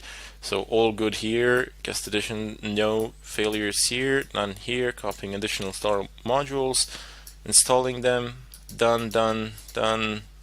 Excellent. Installing the Windows system drivers, very important, done, or just restart the system, the Windows system. Okay, so let me just go ahead and attempt to restart the graphics. So init run level 3, nope, init run level 5. Will this work? Nope, apparently it works on Fedora, but perhaps the command is a bit different here. I'm just going to go ahead and type in reboot. Reboot is a lot safer option. Init 3 and 5, they are run modes of Linux. One is basically without any graphical interface, pure text, and the other one is with a GUI. The safer option when you conduct installation of such packages that relate to the kernel directly, and especially if you have several of them, is simply to reboot the machine just to be on the safe side. It doesn't take up a lot of your time. It happens very fast, and it's a lot safer option. It's going to save you a lot of headaches in the future. Excellent. So we have our boot here. Just press enter, and let's just go ahead and close this. Let me just load the full screen, and let us see if it will actually happen, if the VirtualBox guest additions that we have installed will work. If they do work, great. If they don't, we're going to have to try something else, as these things do have a tendency to break and problems can occur. So it's booting. Come on. Okay, I need to log in first. Root and test below. Excellent, there we go. I have a full screen. Let me just, oops, the image is being adjusted. Excellent, there you have it. So we have Kali Linux now running in full screen mode, which is fantastic. Now we have a full overview of the situation. If I open up my terminal and, oops, the scroll doesn't seem to work. It needs to be configured manually. So if you zoom in, that's one of the things that I find very annoying about Kali Linux, but oops, yep, there we go. That's it. That's how you zoom in. What? Control plus minus, zoom out. And view, zoom in, control plus plus, okay. So I am pressing control plus plus, but it seems to be minimizing things. Oh well, what can you do about it? Doesn't really matter. I will enlarge it later on as we progress through the tutorial. There are a few things that can be here, especially with the keyboard keys that you are using, because it's a virtual machine. If you were using Kali Linux as your main machine, as your host machine, you wouldn't have such problems, but as I have stated previously, it is not a recommended option. In any case, that would be it for this tutorial. These are pretty much all the preparations that you needed to make. And next up, we're going to get into the Linux command line interface. I need to acquaint you with it. Even though we have done some of the commands, they are a very small portion of what we need to learn, and I do need to explain them to you because we're going to be using Linux command line a lot. Basically, whatever we do, we're going to need it. And with that, I bid you farewell and sincerely hope to see you in the next tutorial. Hello everybody and welcome to this tutorial. Today I will introduce you to the Linux terminal and show you some of its basic functionalities. So in Kali Linux, terminal icon is located in the upper left corner, this black thing. So just click on it and there you go. You have the terminal up and running here. By default, it opens up a root terminal in Kali. So if you want to, usually people want to configure it, but if you don't want to configure anything else, this is perfectly fine. You don't actually need to do anything else. However, 99% of the time, people will configure the terminal to suit their own needs and purposes. For example, I will almost always increase the font size so that it is clear and visible and that I have a better overview of what I am doing at the moment. And it also reduces eye strain according to some articles. Anyway, so just go ahead and right click anywhere on the terminal itself, not on the bar but on the terminal itself, and then you have show menu bar. Now we can see it here. Go ahead and click on edit. You can click on profiles as well and create new profiles here by just clicking on new, giving it a name, and then configuring it in the preferences. However, we're going to be configuring the default profile since there really is no need to create any additional ones. Go ahead and click on profile preferences. And here you have a great deal of options. One of the first ones that you will see is that you can use a system fixed with font. So this is not good. You see, this is very small. You do need, I always need to change that. If that's fine for you, you can keep it like that, but I always change it. And I have monospace 20. If you click on it, you can change the font size here. If you wish, you can change the font that you're using. And that would be it as far as this place is concerned. You have some other very simple options here. It says show menu bar by default in new terminals. I generally take it. I think it's a good idea since you always need to do something like open up a new tab or something of a kind, but you don't need to. You have the cursor shape here. It says block, I-beam, underline. Just want to show you how it looks like. You can view the terminal as the changes are applied. So you have a block and you have an underline. I prefer a block. You can use whatever you wish. It will not affect you. It will not affect you in any technical sense, that is. Have title and command. We don't actually need to change anything there. You can change the title if you wish. We have colors. So I think that this color scheme is appropriate and fitting for me, but you can change it any way you like. You can customize it to the point of extreme. you can change the text color, the background color. You have the color palette here, so you can do whatever you want here. You have built-in schemes. So you have, it says white on black. I can say green on black, or oops, sorry, cancel. I can say green on black. Does it have blue on black? No, black. Oh, this was bad. I wouldn't be able to work on this one. So let's just leave it at black on white on black. Sorry. This is the best color. This is one of the best color schemes.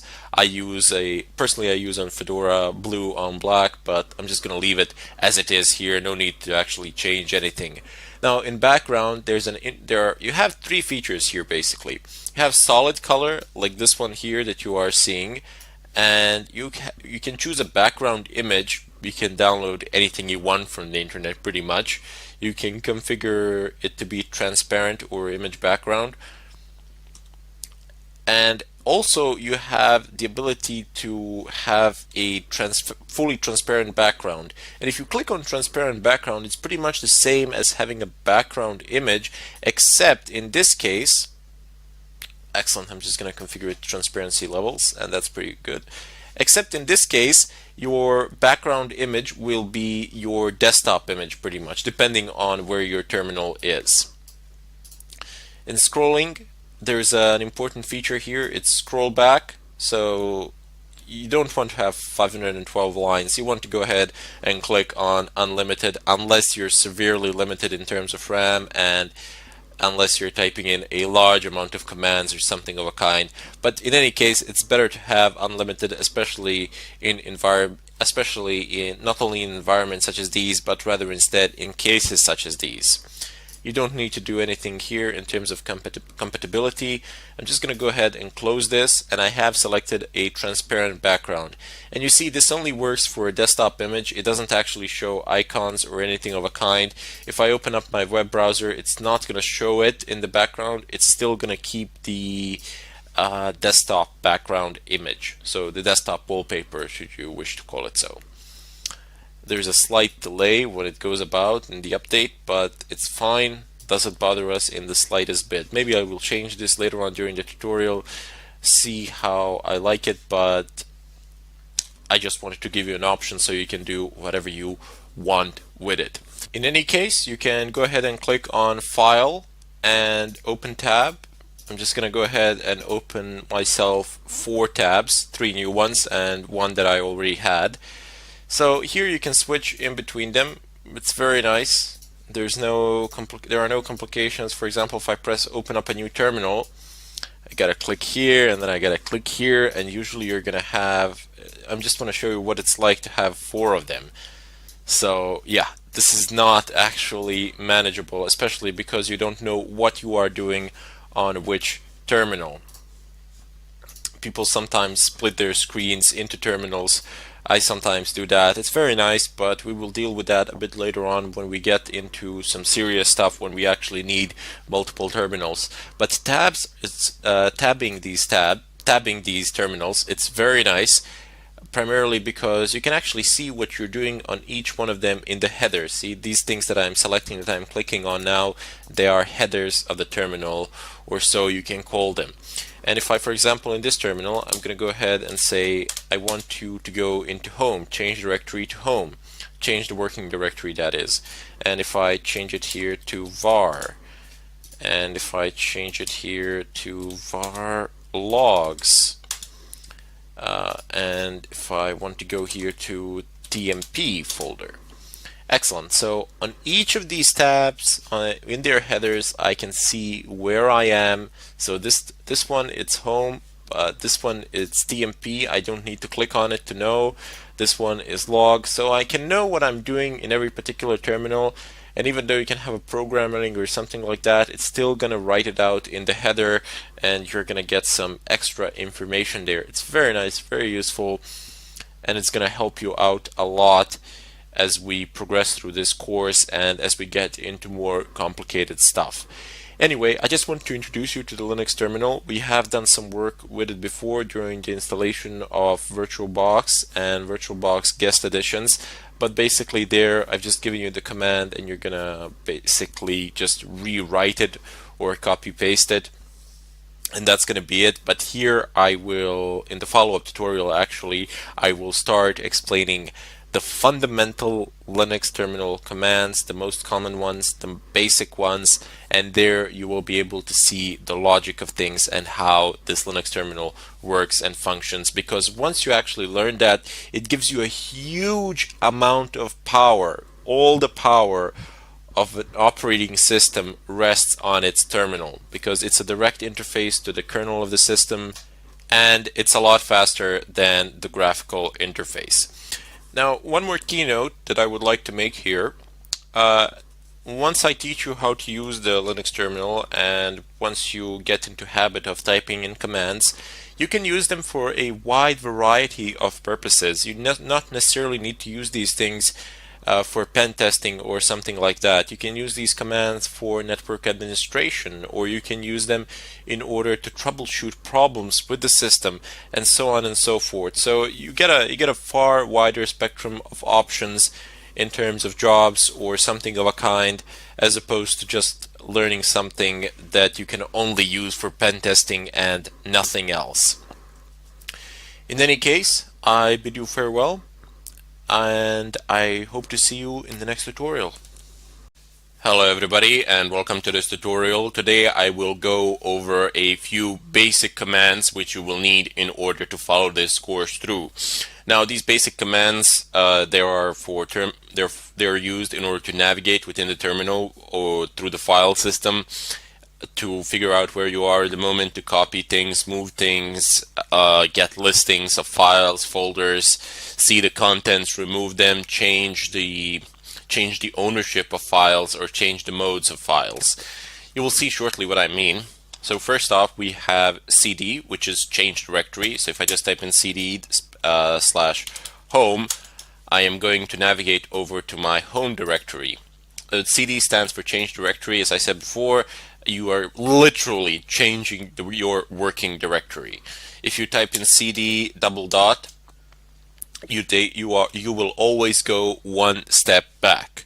So /, is always the previous folder. Bit of a shortcut there. You will use it fairly often. Next up, we have ls. ls shows you the listing of the current folder contents, but you can also use ls / for example home, and you get the listing of a specified folder as well. Typing ls in and of its own will give you the listing of the current folder, as opposed to typing ls and then a path to a folder which will give you a listing of a specified folder. In addition to that, you also have ls-l, which will give you a long listing. So it will tell you who the owners are, the size, the date, the type, the permissions, and so on and so forth. However, one of the more common usages of ls is -la to show the hidden files as well. You might notice that I am not using ll like I generally use in Fedora, because /ll command not found. I guess I could install it here as well, but it doesn't really matter. It performs fairly similar function as ls does, but it's a bit faster to type in.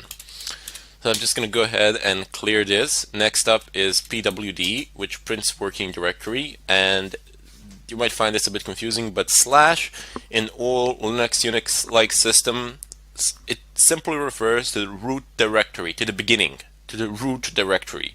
So your main, from where all the files are located and from where everything begins, so to say.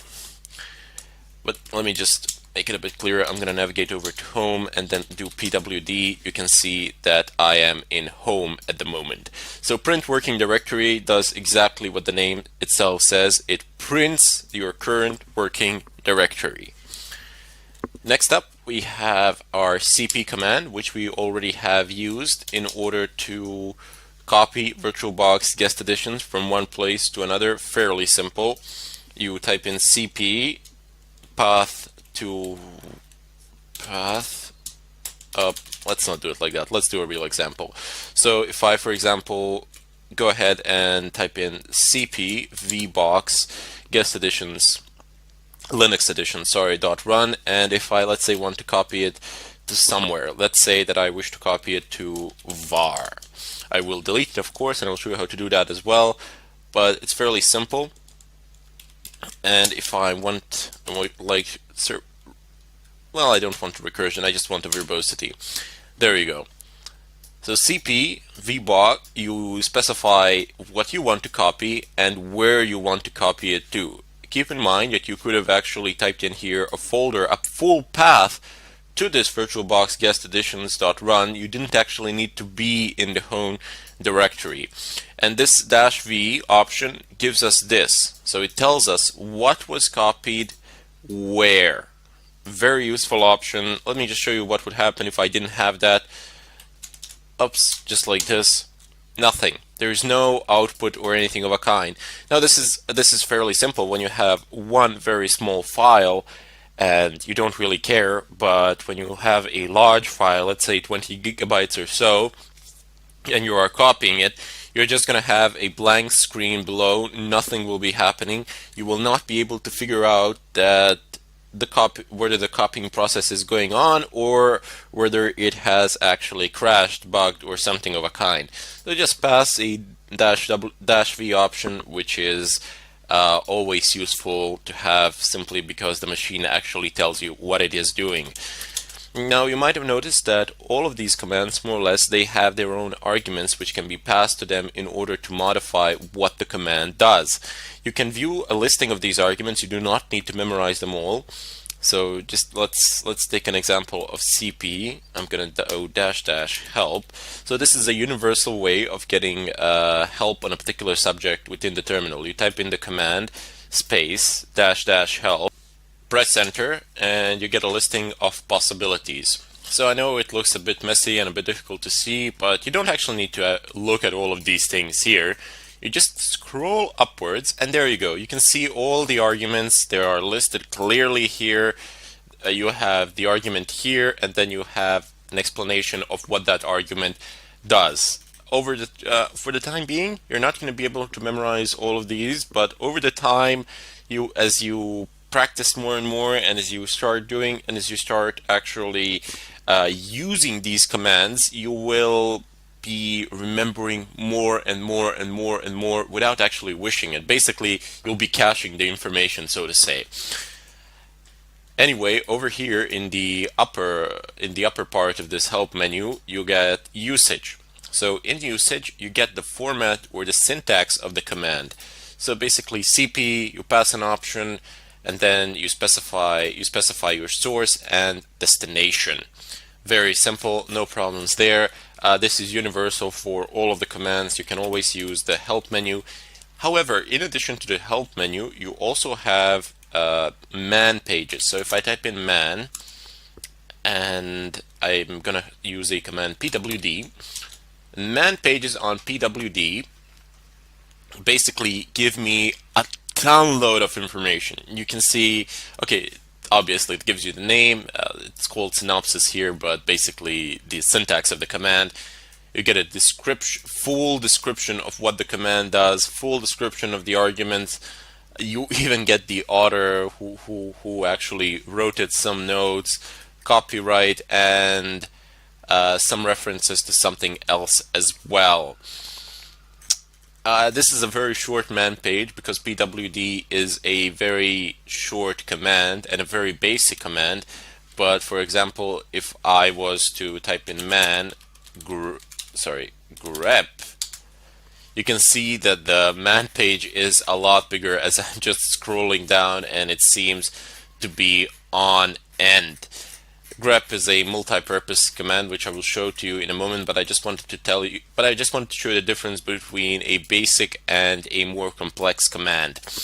Let me just go ahead and clear the screen. Next up we have move. So mv, that will cause a folder to move.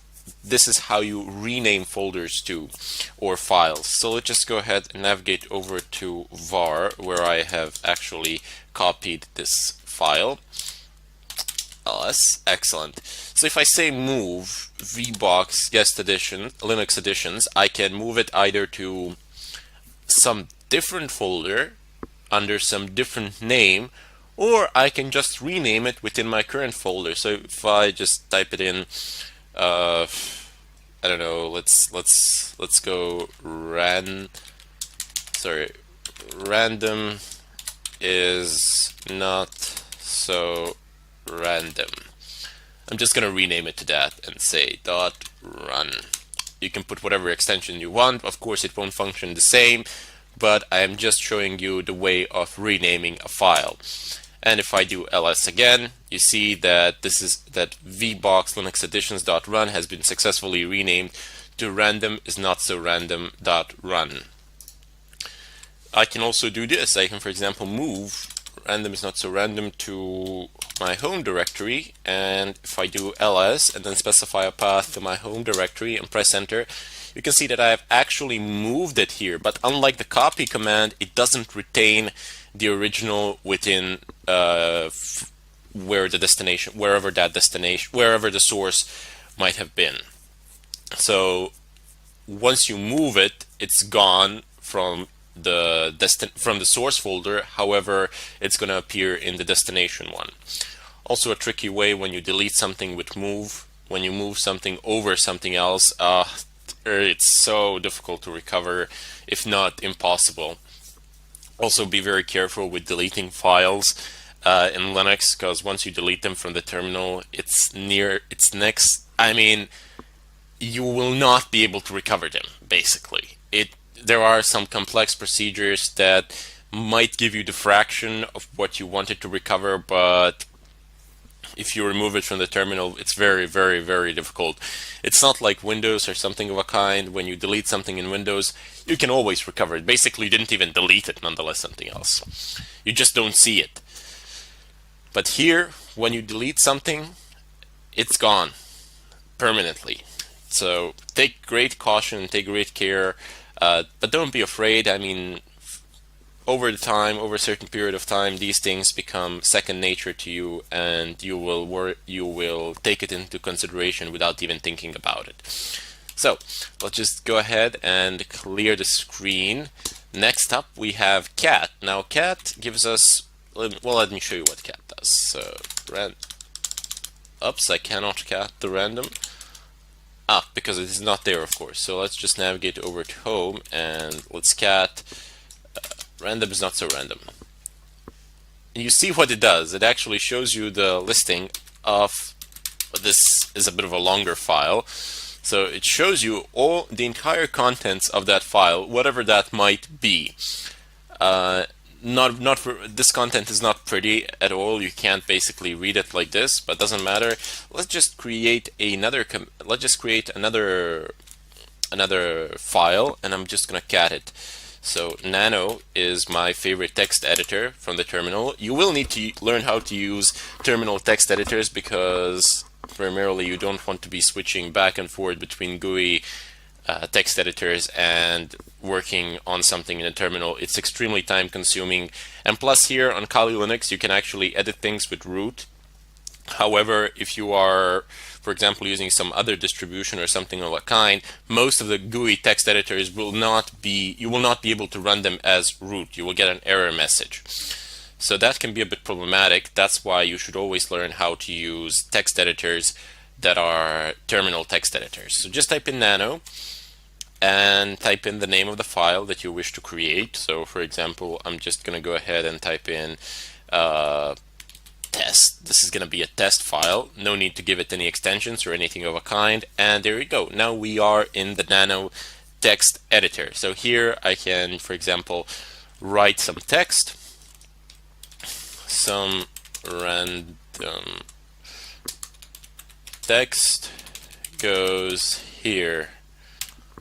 Let's just do that. Okay, so you have a wide variety of options down here. Well, maybe not a wide variety, but certainly a good amount. So this caret sign X, it simply means Control X. So if you press Control X, you're gonna exit.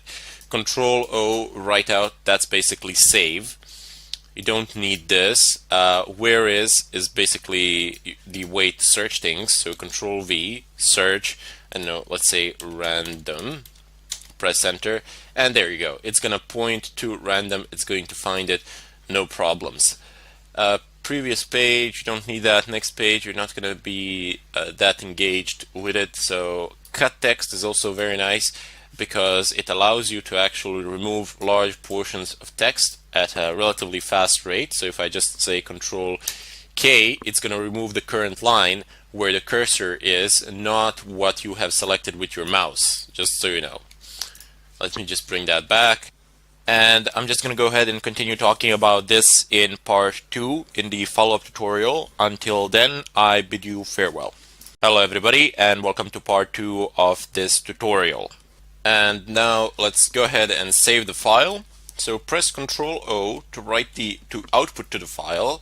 It says file name to write. You can actually modify it here, so you can type in some letters or whatever you want. You can change the name here, or you can even change the extension if you want. But there is no need for the time being. I'm just going to go ahead and save it as test. Just press enter. There you go. It says wrote one line. Control X to exit. There we go. Clear the screen. And now I'm going to use cat command to get a listing of this particular file, which is far more reasonable than the previous one, which you couldn't read. The cat command, by the way, was functioning properly, but it was mostly a binary file. Therefore, it gave you a listing, but you couldn't really read anything from it. So let's just go ahead and type in cat test, and there we go. It says some random text goes here. That is the text that we have typed into the text file and test file, and you can cat it like this. These things are very good, especially with files that you want to make sure you do not want to change them in any way, and you don't want to make any accidental changes or anything of a kind, and you want to quickly see what is located within that file. There is another way of doing this. Basically, it's ls, and let's go ahead and navigate over to etc apt ls, and here we have plenty of files to work with. So let's just take sources.list as an example here. So if I do cat sources.list, I'm gonna get everything that is within that file as before, and it's gonna be listed in my terminal here, there to stay. It's not gonna go away anywhere.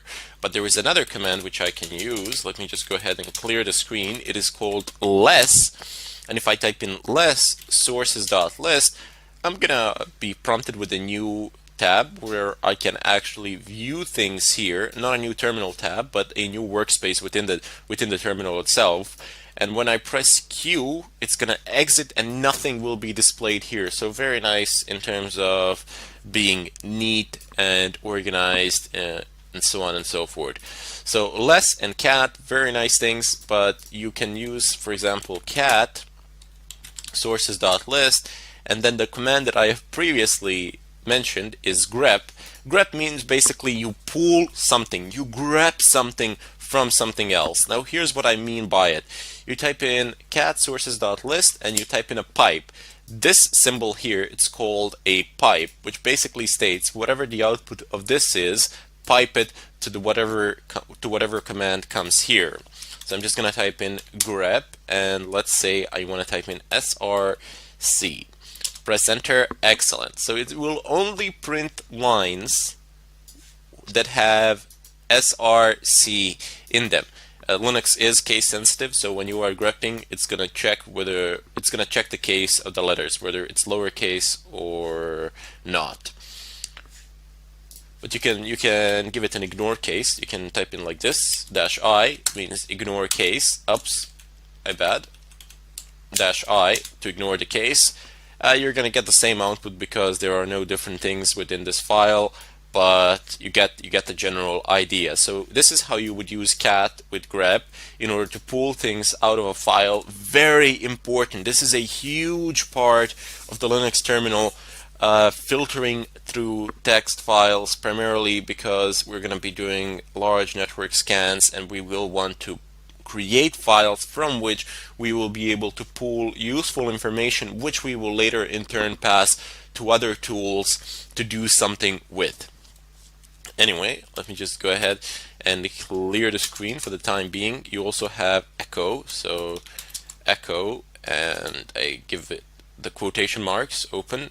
Let's say I am alive, close quotation marks, and it will echo these words. It literally is an echo. You type something into it and it echoes them here. So let's just go back to the home directory now, get a listing, and use exactly the same command, echo live. By the way, you can scroll through the previous commands by using arrow key. So up arrow, using the up arrow key and down arrow key, you can scroll back through your previous commands and you don't need to retype them.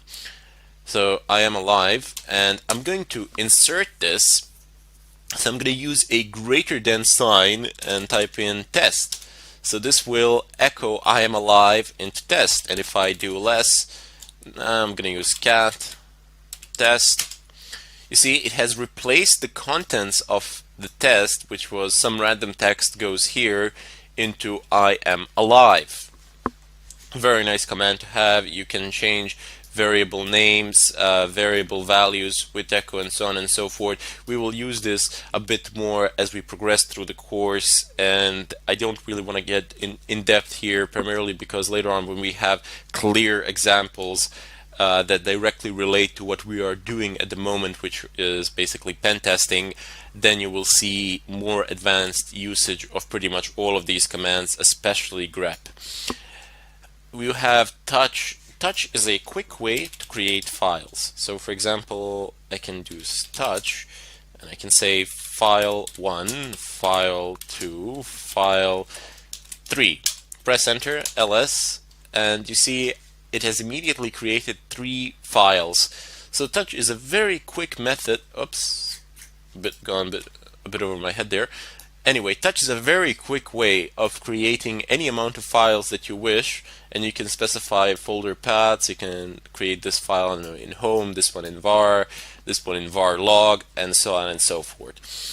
Anyway, down below you have mkdir. So if I go ahead and type in mkdir, it's make directory. So you are making some sort of a directory. Let's say the name of this directory will be place to be.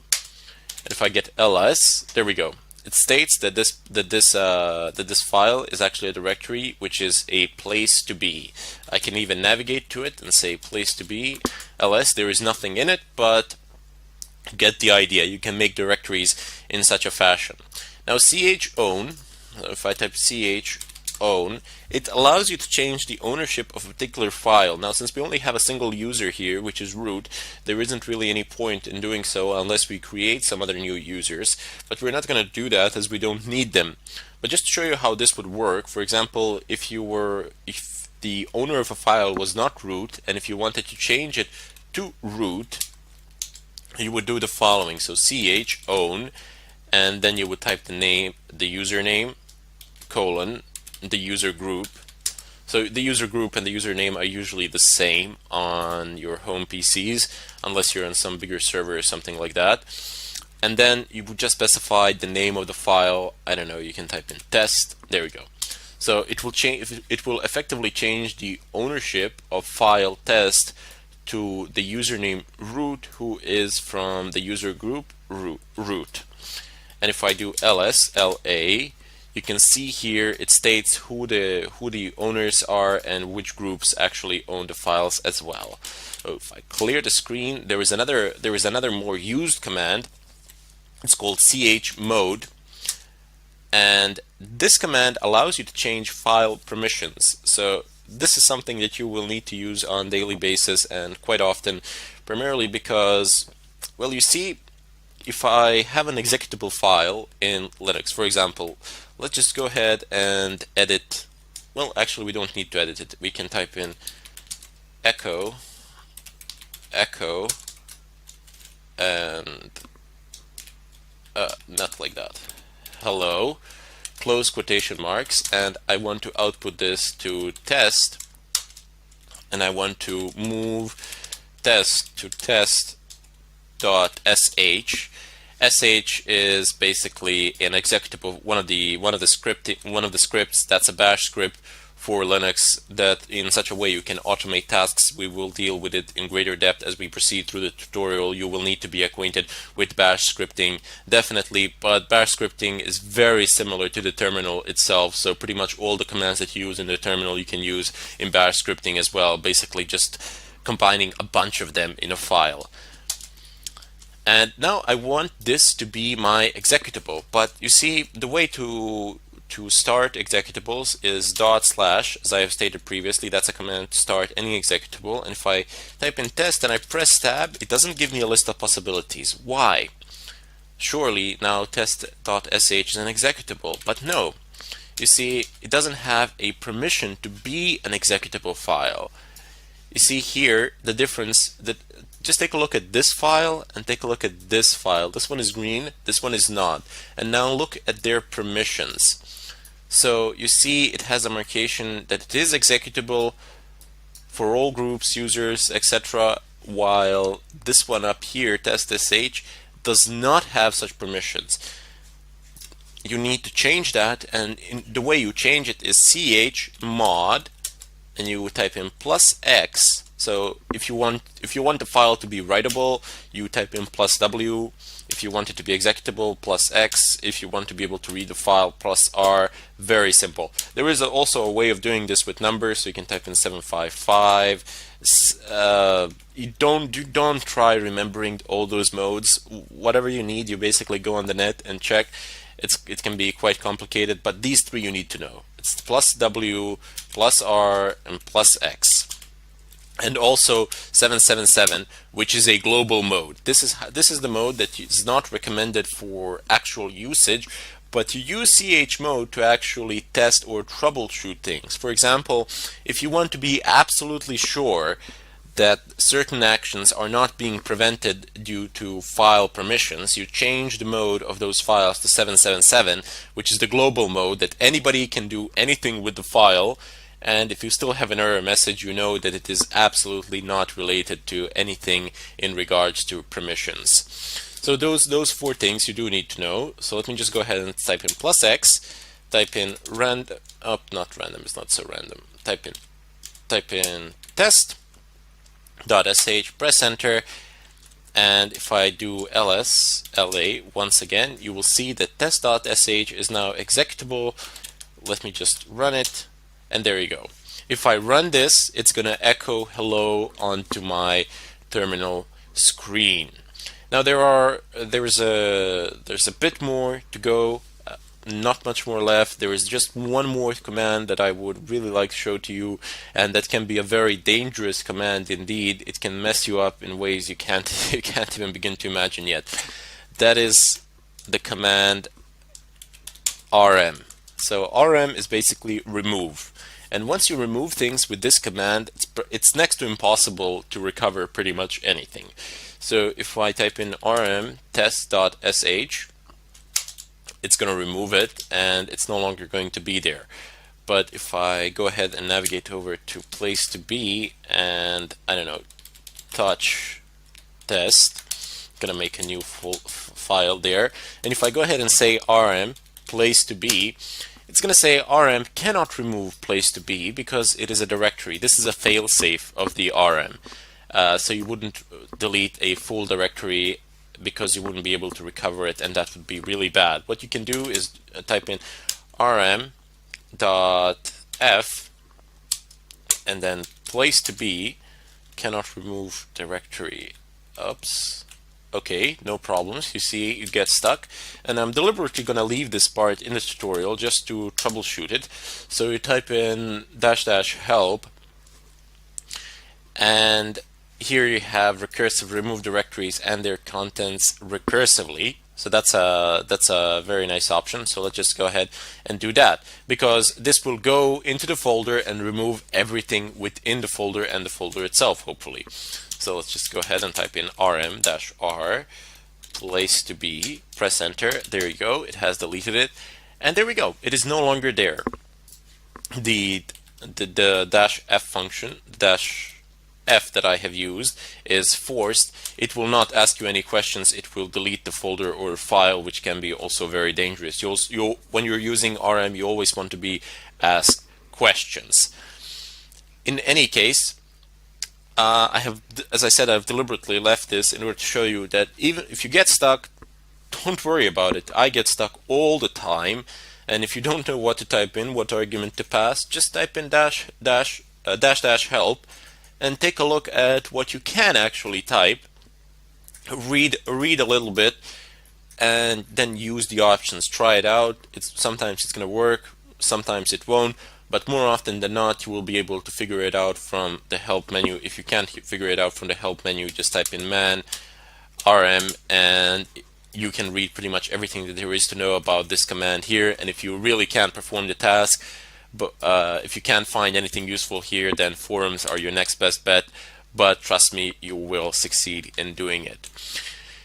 In any case, this was a brief introduction to some of the basic commands that we will use.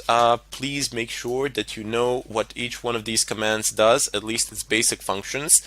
And then later on we will get in depth and do more advanced stuff and use more advanced commands by combining them and so on. In any case, I bid you all farewell, and I hope to see you in the next tutorial. Hello everybody, and welcome to this tutorial. Today I will open up a chapter on how to stay anonymous. So there are several ways, several methods that you can use. First off, you've probably heard about these things. They are proxies. So you are just routing your connection through several different points, although this can be very slow depending on the speed of the proxies elsewhere.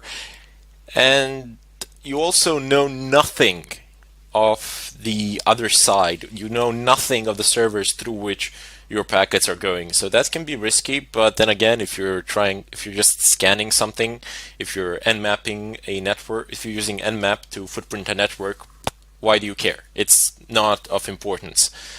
However, if you're using proxies to log in somewhere or pass credentials or something of a kind, that is potentially dangerous, and you should not do that. I mean, it's quite literally, you shouldn't do it.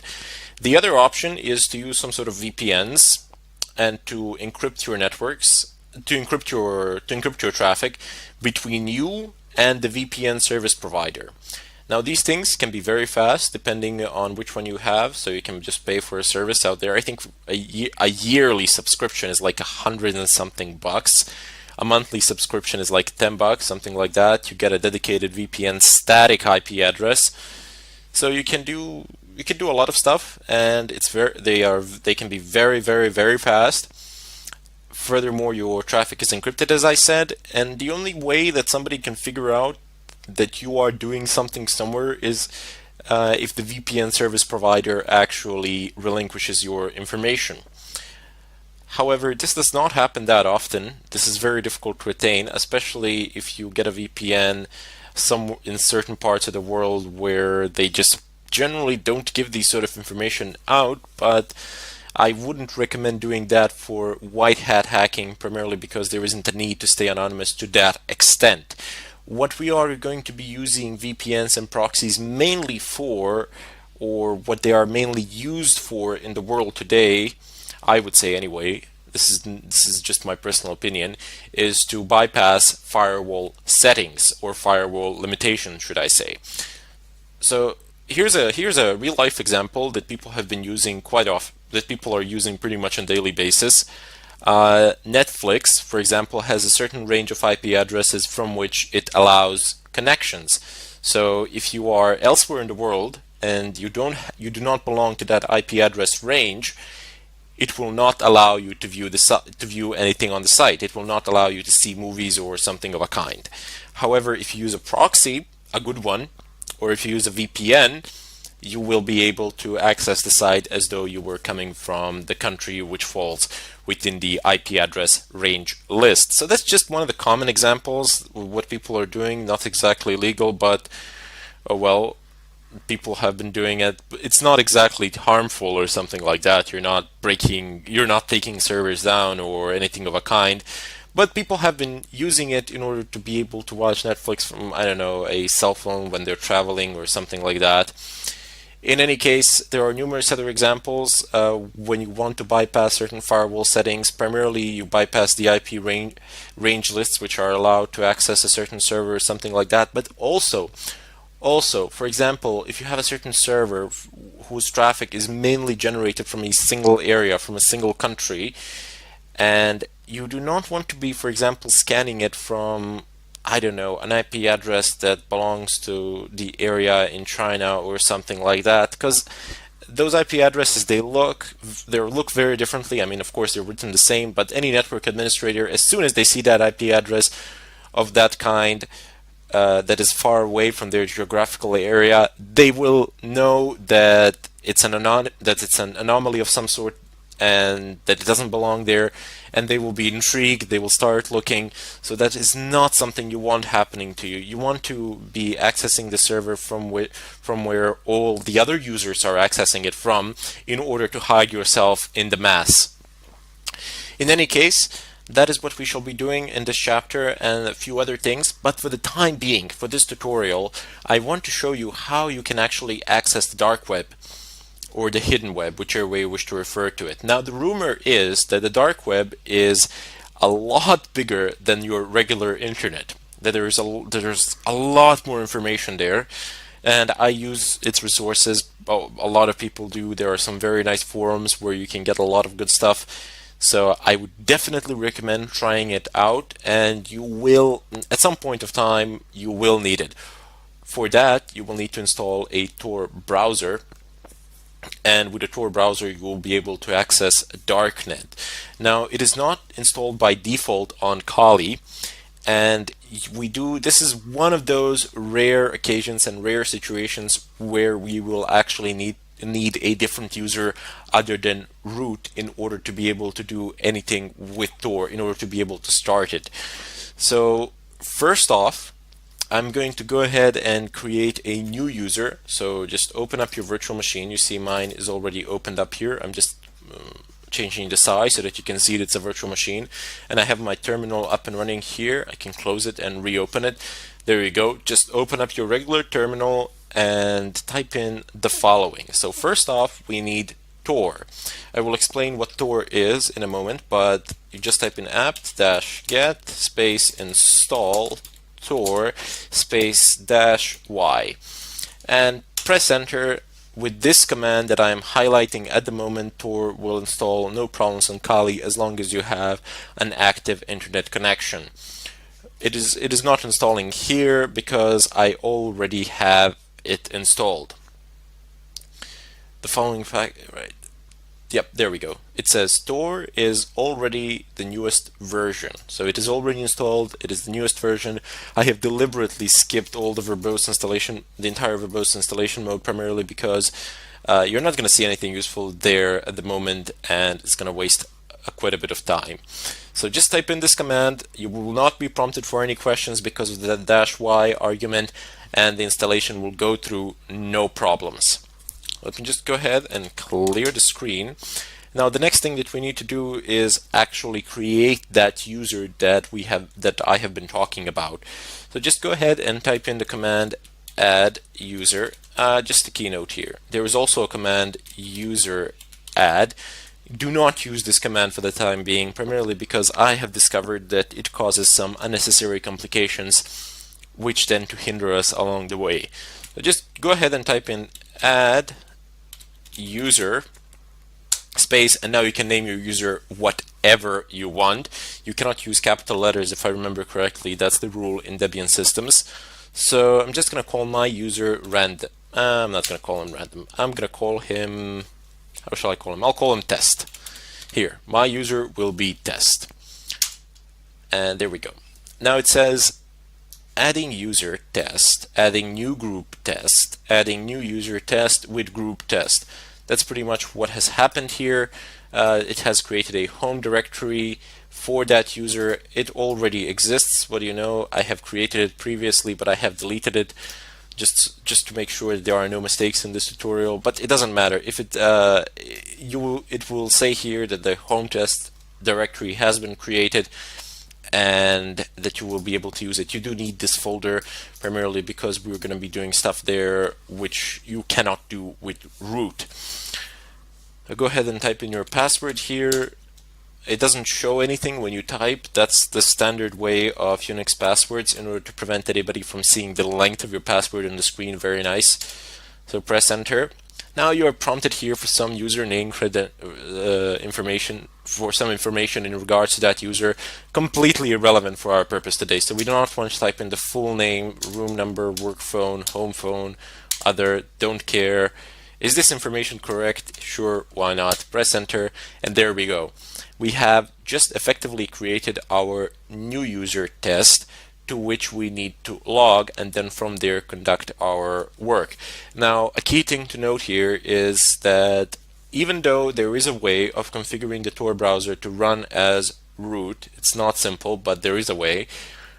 Do not do that. I mean, do not primarily, it's not even a good idea to browse the internet as a root user. You can, if you pick any sort of viruses up, any sort of malicious code, it's going to run as root. So you don't want that on your system. You do not want to compromise it in such a way. And generally on the machine that you are performing these attacks, like this virtual machine of Kali Linux, you don't really use it to browse the internet. For the sake of examples, I sometimes open the browser Firefox, basically Iceweasel, and do some stuff there just to show you the information. Or as you've seen now, I have downloaded from a very specific site. Actually, not now, but in a few moments you will. I will download from a very specific site a Tor browser. So just when you know exactly what you're doing and where you are getting it from, and when you have verification of the source, then you should use it as root, or you can use it as root, but otherwise do not browse the internet as a root user. That's a bad idea. However, we will only use this user, well, maybe not only, but mainly for our Tor browser. Otherwise, we will be using the root user primarily because you can't do pretty much anything in Kali without the root user. All the tools more or less require these sort of root permissions, as they do tend to access network related things. Anyway, I will cut the tutorial here, and I'll see you in the second part of it. Hello everybody, and welcome to this tutorial. Today I will be talking about how you can configure proxy chains to work in combination with Tor in order to anonymize traffic, not only web browsing traffic, but rather instead all network related traffic generated by pretty much all of your applications. Now there are a few of those which will not work in combination with proxy chains. Namely, one such application is or piece of software is Metasploit. Now Metasploit is practically a hacking framework, and it is of crucial importance for pretty much any sort of hacking activity in today's world, especially because it allows automated generation of code needed to break a certain system, and it also contains a list of vulnerabilities as well.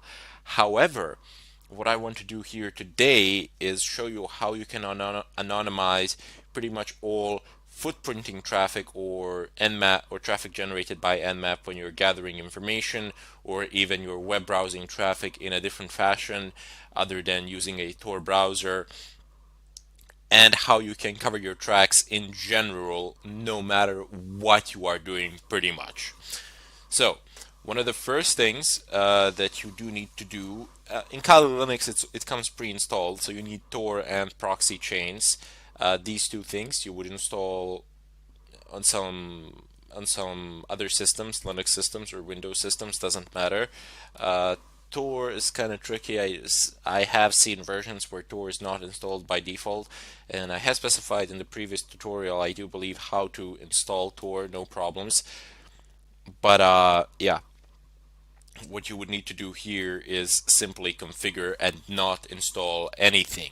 So let's just navigate over to the etc proxy chains configuration file, nano/etc proxy chains.conf. Press enter, and there we go. We are in the configuration file. Let me just expand this actually. And what proxy chains is Well, it gives you an ability to route your traffic through a series of proxy servers and stay anonymous in such a fashion by hiding behind them, or by having them forward your requests so that it looks to the other side that your requests are coming from them as opposed from you.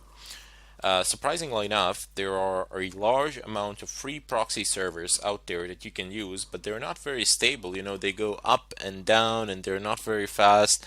So for specific targets, they can be useful, not for brute forcing, not for any form of brute forcing attacks, but if you are doing something to a certain target, if you're trying to log in or you're already logged in, you can definitely do it through proxy chains, and it will be reasonably fast and reasonably stable as well. But if you're doing some sort of mass scanning or you're brute forcing a password or something of a kind, proxy chains with a list of proxies selected from the internet, free proxies, that is, that's not going to work out.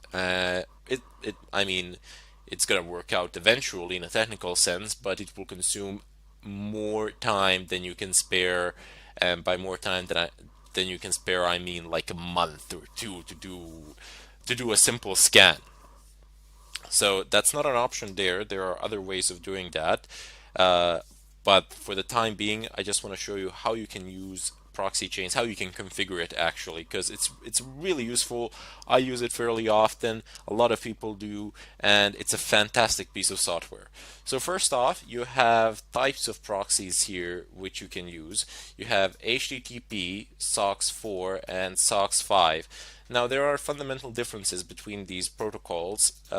You always want to find yourselves a SOCKS 5 proxy, as that is the best possible one that has the ability to anonymize all sorts of traffic. HTTP, well, as the name itself says, it's for HTTP traffic, and SOCKS 4 is very similar to SOCKS 5, but it does not support IPv6 protocol, and it does not support UDP protocol. So this can be, the SOCKS 4 can be rather problematic. You always want to make sure that you're using SOCKS 5 wherever and however. Anyway, down below you have these options which we will go over. So basically how you enable these options, you don't need to type in some complex lines of code or anything of a kind.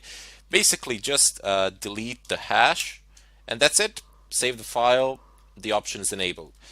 This hash presents a commented outline, meaning that the system reading this file will ignore it if there is a hash. If there isn't a hash, it will take it into consideration and interpret it accordingly. Anyway, what we have here are statements which allow us to specify how we want our traffic to be routed. So first off, we have dynamic chain. Dynamic chain is an option which you will find people using the most. It is most commonly used option, a preferable one, and honestly I think it's the best one, primarily because it's the most stable one. And here's why. Suppose you have A, B, C, D proxies, so those are some servers with IP addresses with open ports, and if you have a strict chain policy like we have here, you will only be able to access any site on the internet in general by going through A, B, C, D. So you have to go through all of them, and you have to go through in that specific order, A, B, C, D. And that's not always a good thing. I mean, if you're paying for 5 proxies, that's not a problem because they will always be operational, they will always be up, and why not? That's not a bad option there at all. However, most people use free proxies and they don't tend to pay for them. Why would you pay for 5, 10 proxies for a simple scan or something of a kind? They're not free, they cost money. They're not that expensive either, but still, I mean, the act of paying itself identifies you, and it kind of diminishes the amount of anonymity you have on the net. There are some complex payment methods which you can use to anonymize yourself, but still, it's far simpler to simply go ahead and use dynamic chains. So I'm just going to go ahead and uncomment, oops, and I'm going to uncomment this line. Go ahead down below and comment this line out. So strict chains will no longer be used. I will be using dynamic chains. One more thing to note here is that if you want to use proxy chains in combination with Tor, so if you want to route all of your traffic through the Tor network, not just the web traffic, you must enable dynamic chains. I mean, there is a chance that it will work with strict chains, but due to the instability of Tor nodes, it is highly unlikely. You will need dynamic chains, and that is why I am using them today. Anyway, if you are using dynamic chains, it just gives you the ability to go from A, B, C, D to your desired destination by not having to adhere to any order. So let's say that C is down, you would go A, B, D, and it would work no problems. Even if B was down, you would go A, D, and you would still reach the destination. So as long as one single proxy is functional, it's going to work, and you don't require any specific order to it. Down below you have a random chain. Now random chains are in effect basically the same thing as resetting your services. I mean, if you're resetting your Tor, you will be assigned a new IP address. I mean, Tor assigns you a new IP address every 10 minutes or so anyway, but with the random chain, you can specify a list of IPs, and then you can tell your computer, okay, I want you to connect to this point, and every time you connect, every time you transmit a packet, I want you to use a different proxy. You can do that as well. That's one of the options, definitely. You can say, okay, go use this one 5 times and then change it to another one or something of a kind. There are a lot of options to specify there. Primarily the chain length. Anyway, if we go ahead down below, there's the quiet mode. You don't really need that. Proxy DNS requests. No leak from DNS data. This is very important. You cannot have any DNS leaks. Let me explain to you what DNS leaks are. Even though somebody cannot get your particular IP address, they can get the IP address of the DNS server that you are using. What DNS servers do is resolve domains to IP addresses and vice versa. So for example, if you typed in, I don't know, youtube.com, the DNS server of your local ISP provider will resolve that into some sort of an IP address that the YouTube has, and it will make a request, no problems.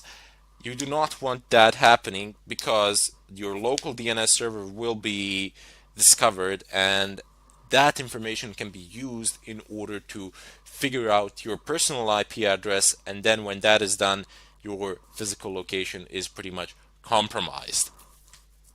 So that's a no-go. You definitely need proxy DNS here. It might slow you down a bit, but without it, you're practically not anonymous. It's just a matter of time before somebody finds you. If you go down below, oops, we have some other options here, but we're not really interested in them at the moment. What we got here are formats for entering proxies, and I'm gonna leave it at that, and then we'll explain the rest in the follow-up tutorial. But just a keynote before you go into the next tutorial, have a look at these. You don't need to go on the net or read anything about it. Just have a look at the format here, how they are written. This is an example of proxy chains and how you can write them down. And not a bad idea would be to figure out what these last things are here. So you have a type of proxy, you have an IP address, figure out what this number is, what this name is, and what this word here is. I will of course explain all of this in the next tutorial, but just try to figure it out on your own, and then you'll get the answers. It's pretty simple. Bid you farewell, and I'll see you in the next tutorial. Hello everybody, and welcome to this tutorial. Today I am going to introduce you to VPNs, or virtual private networks, and how you can actually connect to them. Now if you go ahead and try to connect as it is, open up your VPN connections here, say configure VPN, you will see that all the options are unavailable. you will get an error message saying no VPN plugin available. Please install one to enable this button. And that can be problematic, primarily because you first need an internet connection in order to install these plugins, and if you are on an unsafe connection or something like that, I would definitely not recommend doing this. Rather, instead, do it from your home connection, install all the plugins, do all the necessary prep work, and then you can connect to a VPN of your choice through some other network as well. In any case, just go ahead and close this network manager. Let's just go one more time with my mouse over it, and it says wired network device not managed. Now this can present a bit of a problem, so let's just go ahead and solve that. It's an easy fix. Sometimes it can be a connection-wise problem that you cannot connect to the internet or something of a kind. In my case it is not, but in your case it might be, so let's just go ahead and fix it. It's an easy fix, no big deal there.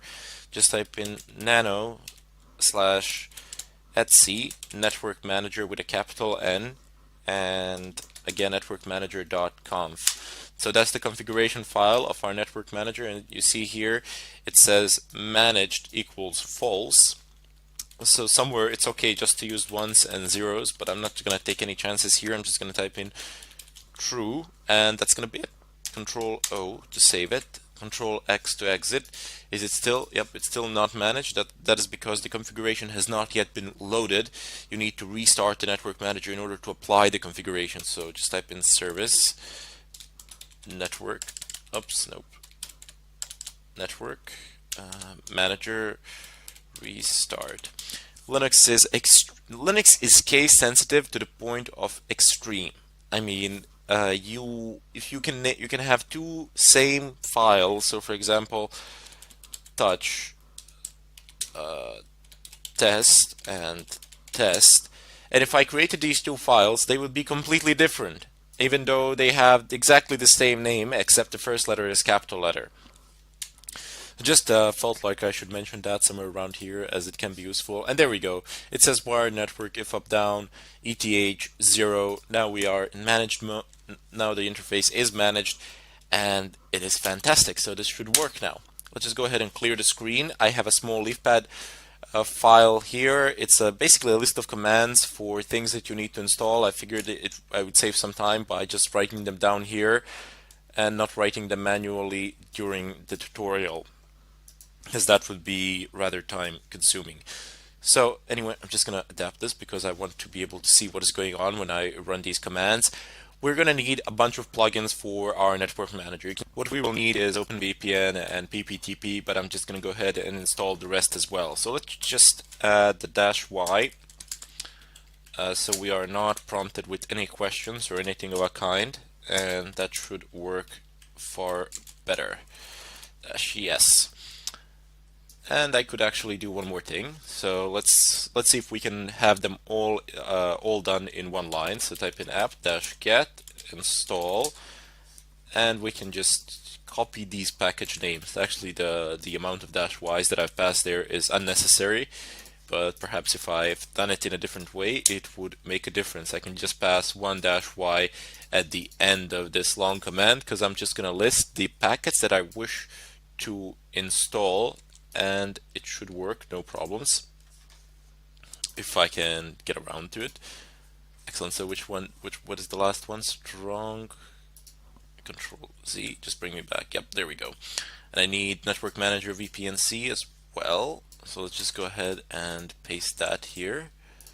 And the last one is the GNOME extension, of course, for GUI.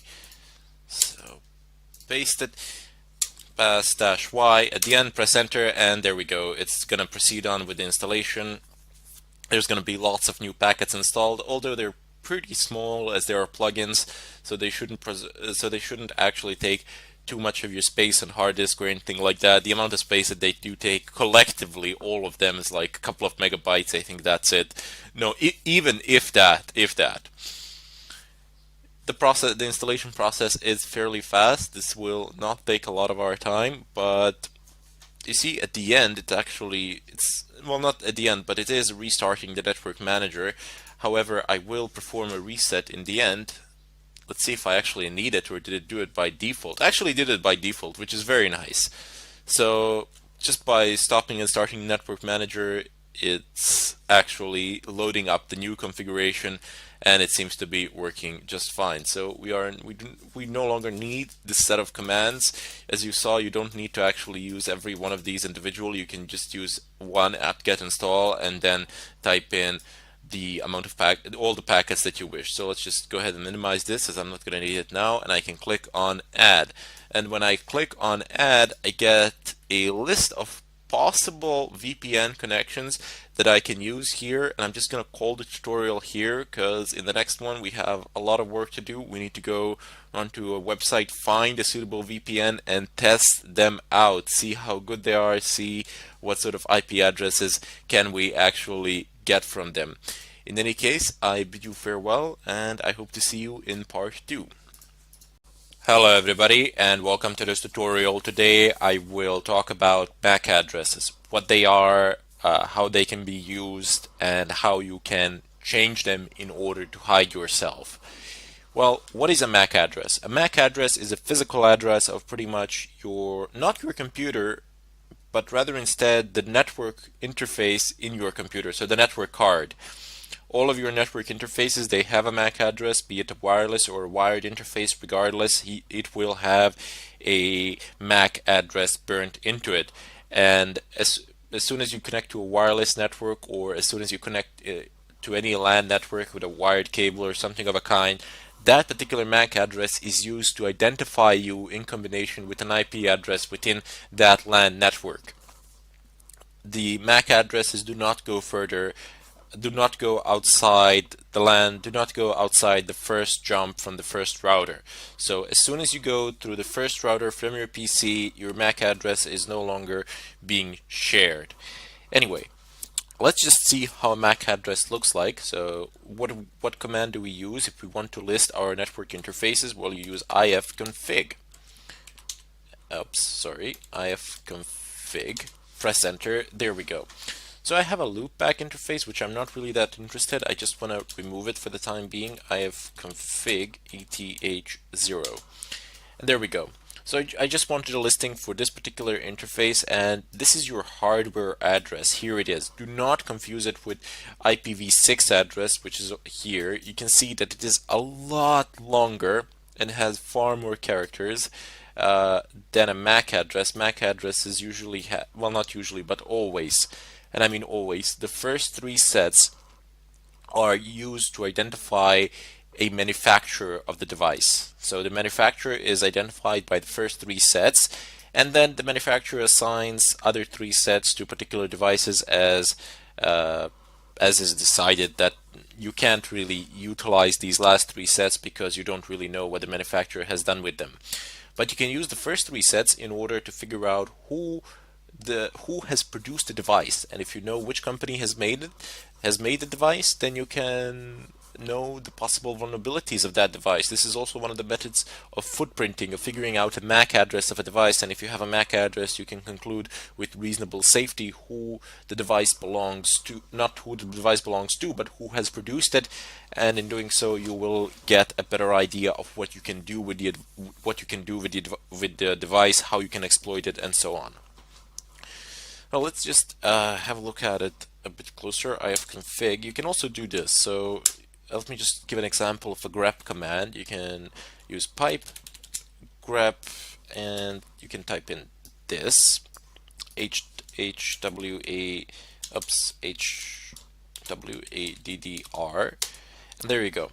This is a far better listing. So it will list ETH, link, Ethernet, and hwaddr, so you can see clearly what is written here. There are methods I can filter this through awk, awk, and then just remove this and leave only this to be printed out.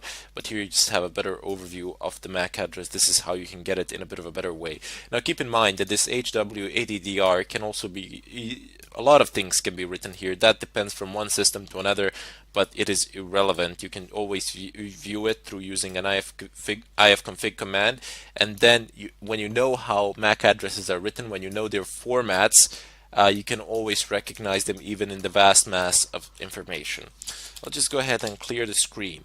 Since MAC addresses are used to identify you on a wireless network, you should definitely, I mean, they will identify the device, but nobody will know who is using the device. However, if somebody actually bothers to check the devices within the network, they will know who you are. They will be able to kick you off the network, and that's not a good idea. That's not what we want. We want to be anonymous and we want to hide. One of the downsides of MAC addresses and them being used as means of identification is that if you can view the other MAC addresses on the same network in LAN, and then you can copy those MAC addresses, use them as your own, do some sort of shenanigans on the network, admins will notice that there is a problem. They will permanently ban that MAC address, and there you go. You have successfully DDoSed the person you wanted to DDoS. I have seen this used in class so many times. Basically, what people would do is figure out what the professor's laptop MAC address is, and then they would deliberately use malicious activity on the net. Just try logging into a router a couple of times. The administrators would notice and they would permanently ban that MAC address, effectively rendering that laptop useless for that lecture, because that laptop could no longer connect to the wireless projectors where the presentations were being held. So that's a bit of a downside of it all. They eventually did get caught, and it was a pretty messy situation, but I'm just giving you an example of how these things can be used and abused as well.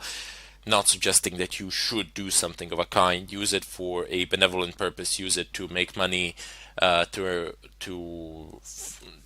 advance your career and something like that. Don't use it for silly things such as these, because you literally have no gain, no benefit, nothing. You can only cause yourselves harm in such a way. Anyway, without further ado, you can use a tool called MAC Changer. So MAC Changer, press enter, and there you go. You see it is installed here, and it gives you certain, I have given it no parameters, nothing like that. So it says usage, MAC Changer option, and then device. But I don't want that. I want to use the help bar, and I'm just going to clear this MAC Changer -- help. Let's see what we have here. So you have a few options, not that many. It's a fairly simple tool, easy enough to use. You have this one to print the help, print the version and exit, print the MAC address. You can also view a MAC address with this. I didn't know that actually. Let's give it a try. MAC Changer. I didn't know it because I never bothered to check it in such a way. I always used ifconfig. Wait, is it S? Show ETH0? Huh, well, what do you know? It does actually work. So it says permanent MAC address. This is its permanent MAC address. This is its manufacturer, who owns the first three sets of the MAC address, and then you have the current MAC address, with which we can do whatever we want. So let's just go ahead and clear the screen for convenience sake, and call the help menu once more. So this is one more way to check the MAC address and exit. This you can use actually to verify things. I usually just go and use ifconfig, but this is also a very nice thing to do. Now, this is what I was talking a moment ago. It says do not change vendor bytes. So if you want to change your MAC address but still stay within the same vendor, it says don't change the vendor bytes. So those are the first 6 ones, the first 3 sets, that is. Set a random vendor MAC of the same kind. You can also use those parameters. These parameters are not used that often. Usually what you would use is either a fully random MAC address, or you would use it of a particular vendor. So you would go online, see what the particular vendor MAC addresses are, or you can print known vendors. So you got list, let me just show you, -L, and there are a lot of them. So it is only showing you the first 3 sets, and then for the other 3 you can type in whatever you feel like typing in. It doesn't even matter if you want to be, but people don't generally do this. I mean, unless there is some sort of specific thing where you want to hide in the network and pass off as a, you see, it says Balkan, this is a router, so Cisco routers. So if you want to pass on a network as a standardized device within that network and not raise any suspicions, this is a good way of doing it actually, because you can have the MAC address of a device, and if an administrator takes a look, he's going to see, oh, this is one of my routers. What do you suppose that's doing here, or something of a kind. But he won't be able to figure it out until he actually digs deeper. The important thing here is that if anybody digs deep enough, surely enough, they will find that they will figure out that you are doing something. But the idea is not to raise any flags, any suspicion, and in such a way pass off unnoticed. So once again, call the help menu, and you of course have an ability to cause a fully random MAC address, and this is what I was talking about. See here, use the M parameter or -- MAC, and then you type in the MAC address that you want, and this is what people were using. They were using the MAC addresses of legit devices on the network, conduct malicious activity, and then those devices would be banned.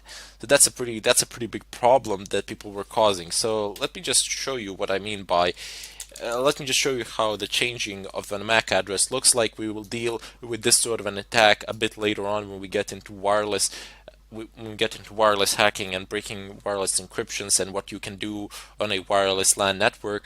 But here I just want to show you how a changed MAC address looks like. So let's just show ETH0. Okay, so we've seen this a moment ago. Now here's what happens when I use MAC changer. MAC changer dash random ETH0. Press enter, and there we go. It says permanent, current, new. So this is the new MAC address, and it says unknown. I haven't assigned it to any particular vendor or anything of a kind. And if I now say show, excellent. So it says permanent and current. So this is the current one is the one that is being shown, that can be seen within the LAN network, and that is used to identify you, even though you can't actually destroy your own MAC address because it's literally burnt in. This one will be shared with everybody else, and this one will remain within your own computer. It will not exit your interface under any circumstances. Anyway, good practice would be to always set up a script which on boot time changes the MAC address and sets it to random every time you boot your computer. So that's not a bad idea either. So if you are doing something and you forget to change the MAC address on LAN or something like that, it can be problematic. So a good idea would be to set up an automatic MAC changing. So nothing really special there. You don't need to do any particularly difficult tasks. I will show this in the next tutorial, in the follow-up one. But until then, I hope that you have enjoyed the tutorial, and thank you for watching. Hello everybody, and welcome to this tutorial. Today I will start a chapter on footprinting. So I have explained what the act of footprinting is before, but now we will actually go ahead and conduct a few scans to see how it all works and introduce you to the tools that we will be using.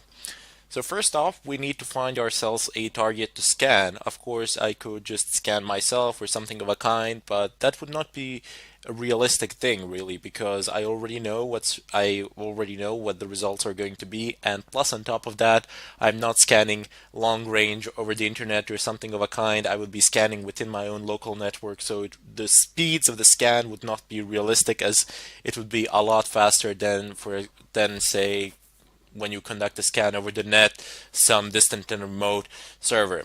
So what I did was I went online, and you can do the same, and I found on the official Nmap website, they have a section devoted to actually allowing people to scan them to test their tool out. Now I'm selecting the permission. There is a written permission here that you can actually scan this website, and they basically say, I mean, you can scan it to test it out. A few scans a day here is fine, but do not scan 100 times a day or use this to test your SSH brute force password cracking tools. etc. So that's definitely something you don't want to do, but you can run a few scans on this site per day, and according to them, that's perfectly fine. You're not breaking any laws or anything of a kind. I'm just emphasizing one more time that you do have a written permission right here on the site, which is fantastic because it gives us an opportunity to actually simulate real-time circumstances and see how Nmap behaves. Now, Nmap is an unescapable tool of pretty much any pen tester out there. Many people say today, well, that it's pointless to port scan, doesn't do you much good, and so on and so forth. Well, perhaps in terms of exploiting the services running on the ports themselves, it doesn't do you that much good, but just by seeing which ports are open and which ports are closed, you can, to a fairly good extent, determine what operating system or what platform is being used on the other side. And then you can find weaknesses of that same platform. Of course, there are some other ways in doing this. I will show them to you, like banner grabbing or something of a kind. But let's just see how Nmap really works. Now, Nmap is known to basically trigger quite a lot of alarms, quite a lot of firewall red flags, so to say, and you want to make sure that your Nmap scans are as quiet as possible. Now there are tools to actually figure this out, but I will show you here how to actually do it via terminal. There's also something called ZenMap. Now ZenMap is basically a graphical user interface of Nmap, but we will not be using that. Rather instead, I want to teach you how to use a terminal version. So Nmap is the one most commonly used, and it is always used in the terminal text format. Rarely anybody uses the actual graphical user interface. In the previous chapter, we have also discussed how to stay anonymous. So at the end of this chapter, I will be combining these things, scan footprinting, and the act of scanning, and anonymizing your scans. However, you might think about that before you get to the final tutorial of this chapter and perhaps try to do it yourselves. It doesn't matter if you fail or something of a kind. It truly doesn't. What is important is that you give it a shot, and you try it once, okay, failure, fine, no problems. Try it twice, thrice. The fourth time, you're bound to have some sort of results. As long as you keep improving yourselves, it's fine. In any case, without further ado, let's just type in, just nmap, dash dash help. Oops, I mistyped that, of course. Nmap. Press enter, and there we go. There are a lot of options here. I mean, a ton load of options. Way more options than we actually need for some sort of basic things. However, eventually, over time, you will come to understand that all of these options are not here for nothing. They are here because they were needed at some point of time, and they are pretty much all still used. So what you need to do is scroll down to the bottom, and here you have examples of how Nmap runs. So you type in Nmap -v almost always, 99% of times. 99% of time is verbose output. Basically, you're telling your system to give you more information in regards to what it is doing. -A, I'm not sure what this function is. Oh, okay, here it is. -A, enable OS detection, version detection, script scanning, and trace route. Don't think we're going to need that immediately. There is -O function, which is just for OS detection. Anyway, and then you can pass either this one, you see scanme.nmap.org, which is basically the domain name, which will get resolved to an IP address, or you can actually pass it an IP address. And if you're wondering what this is a mask. And it would be very difficult to explain in great detail what this is, but for the time being, know that this is actually an IP address range. So it goes from a certain IP address to a certain IP address, because this goes way into networking and binary numbers and so on and so forth. But you do not actually need to use this format. Not that many people actually use this particular format with the mask. They just tend to specify very specific ranges because they usually don't have the permissions to scan the entire subnet. Rather, instead they have to create lists and then skip certain IP addresses and then continue again from a certain point. So they do need to create lists, and that can be a problem. Now, up here, at the top, you have another very important option that's going to come in handy. You have -il, input file name. So you can actually create a list, or in a file, a list of IP addresses, and then you can scan those particular IP addresses. There will also have an ability to do this. Look at what's written here. So just take a look at this segment, and it's 10, 0, and then this segment here, this octet here, it's 0 to 255, and then the last octet is 1 to 255. If you're wondering why I'm calling these things octets, it's because they have 8 bits. Each one of these has 8 bits, and it is represented in a binary form, so it can have 8 zeros, or I don't know, 8 ones, or a combination of ones and zeros, but it has 8 bits, so 8 positions. That's why they're called octets. This is a very common form that people tend to use, and this is what you will find your cells using. Either this will be a method in which you will specify the IP addresses, or you will be passing files. So these files, usually people, well, they either make them themselves, or they can find these IP addresses on the internet. So in addition to this site, nmap.org, you also have this one here, major IP blocks. Let me just see if I've typed in that correctly. And this is yep, there it is. Okay, so this is a fantastic website. The entire range of pretty much all the IP addresses are listed here, and it also says who owns what. It doesn't say for every one of them who owns which one, but for example, you can search and find, and it's going to give you the appropriate IP addresses for that particular country, and it's going to give you the owner of those IP addresses. Usually it's just telecoms, but you also have other people who own them as well. So let's just give it a shot. Search, I don't know, let's just type in Germany, or I don't know, France, whatever. Okay, this is not the proper search, but no, that's not a problem. Actually, you can find it down here, and I'm not going to type it in here, or I could. Control F, France, there we go, down here, just saving myself a bit of time there, and there we go. So you have a range. This is a given range here. It's from 2000 to 215, 255, 255. This is a massive range. This is a humongous range. Look at how many. This is how many IP addresses you can have in total, how many of them you can generate within this range. So it's quite a lot. It's French Telecom. I don't know, for some reason they need it, so you can sort them out by the owner. And you can see that a lot of them are actually not listed here. Wow, France has like a lot of IP addresses assigned to it. They're not free, they cost money. Let's just go ahead and see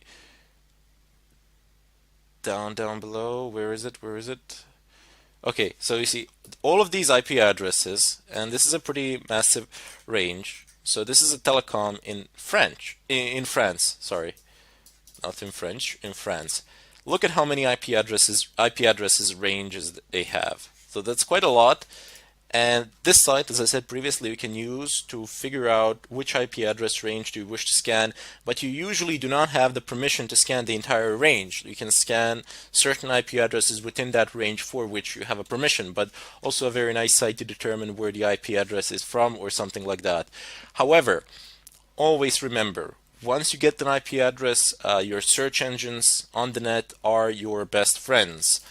This is one of major components of footprinting. You can do the following. You can type in who space is, and then type in an IP address. I don't know, I'm just going to type in this random IP address.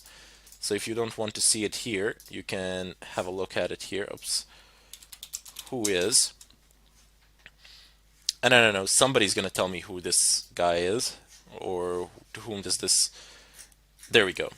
So I've typed in who is, and I've picked the first website out that I could find, and here I have all the information in regards to that particular IP address. I have a country, I have the username of the admin, I suppose. I have its status, remarks, source. I even have a, yep, there we go. There's actually an address, a physical address of the IP address, which is ridiculous. Yeah, so as I said, search engines are your best, and I mean absolutely best friends. If you want to find pretty much anything on the net or something like that in regards to an IP address to do any sort of research. So those are the two tools that I have showed you. Actually, three of them. Well, one tool and two websites that you can the one tool, one website, and one search method, which you can use in order to determine where the IP address is from or who is using it, and even to determine its physical location. Although its physical location can be assigned to a telecom, and that telecom can assign it to a city and to a specific region in the city or something of a kind, and then you can find it on Google Earth or something of a kind, but usually those things are not that precise. What is precise, however, is that the IP address belongs to a telecom or something of a kind, and they keep rotating them in between the cities. So if you have, let's say, 100,000 IP addresses that you've scanned, and if you wish to sort them out by the city, you will get like 70 to 90% accuracy depending on for which country did you do it. Can be problematic because you're going to miss out on some things, but if you don't need 100% accuracy, you can get your sorting done pretty well. There are databases which you can update. I will show you these things. They're called GeoIP lookups. But before we do that, you also have something called NS lookup, and I'm just going to use this generic name here, scanme.nmap.org. Let's paste it. And there we go. I have basically said I want to look up files on scanme.nmap.org. And okay, this is my DNS server, which is basically my router. You see it says port 53. You know immediately that it's DNS because all DNS traffic runs on port 53. And then we have the results. So this is the domain name, and you get the IP address down below. So this is also one of the ways in which you can get the IP address of a site with a domain, because once you know the domain, you don't actually know the IP address until you look it up or something like that. But there's a far simpler method. You don't need to use NSLOOKUP. Oh, by the way, NSLOOKUP also works in reverse. So just type in NSLOOKUP, and you can type in the IP address. So just go ahead and press enter. Okay, so this has run through a process of some sort down below. These are authoritative answers from it says name servers. Basically what that means, they are DNS servers, and they're giving you responses and telling you to whom the domain belongs to and so on and so forth. But look, ignore this part, and for the time being, we can also ignore this part until we get into DNS, into spoofing the DNS and changing it and so on and so forth. What I want to show you here is that you can actually get a domain name by typing in NSLOOKUP and then the IP address, and here where it says non-authoritative answer, you get the IP address and then you get the name, which is the domain name. However, you might notice that there is a problem here, that this IP address does not match this one. Well, guess what? It actually does. Try looking at in reverse. So it's 74, 74 here, 207, 207 here, 244, 244 here, and 221 here, and 221 here. So when you do an NS lookup, and when you pass in an IP address, it's going to do a reverse lookup in the DNS MX records or something of a kind. It's gonna query the DNS servers, and the DNS servers are gonna give it a response. But in the MX records, this is basically how things are written. You write an IP address in reverse, and then you put this in -addr.arpa. But this part really is not that interesting to us. This is more interesting to server admins who configure the DNS servers or something of a kind. In any case, for the time being, but don't worry, we will get to DNS servers in the later stages of this tutorial once we are done with these things. In any case, what is important for you here is you've typed in an IP address, you've used a tool called NSLOOKUP, and you have gotten a domain name in return. And now you can start doing some other things as well, but we will be dealing primarily with Nmap as a tool in order to scan networks and to retrieve information from them. But this, what I've showed you now, is some basic information retrieval and some basic external sources that you can use. In any case, I'll see you in the second in part 2 or the second tutorial of Nmap introduction, and there we're going to actually conduct some scans and see how it all works. Thank you for watching, and I hope to see you next time.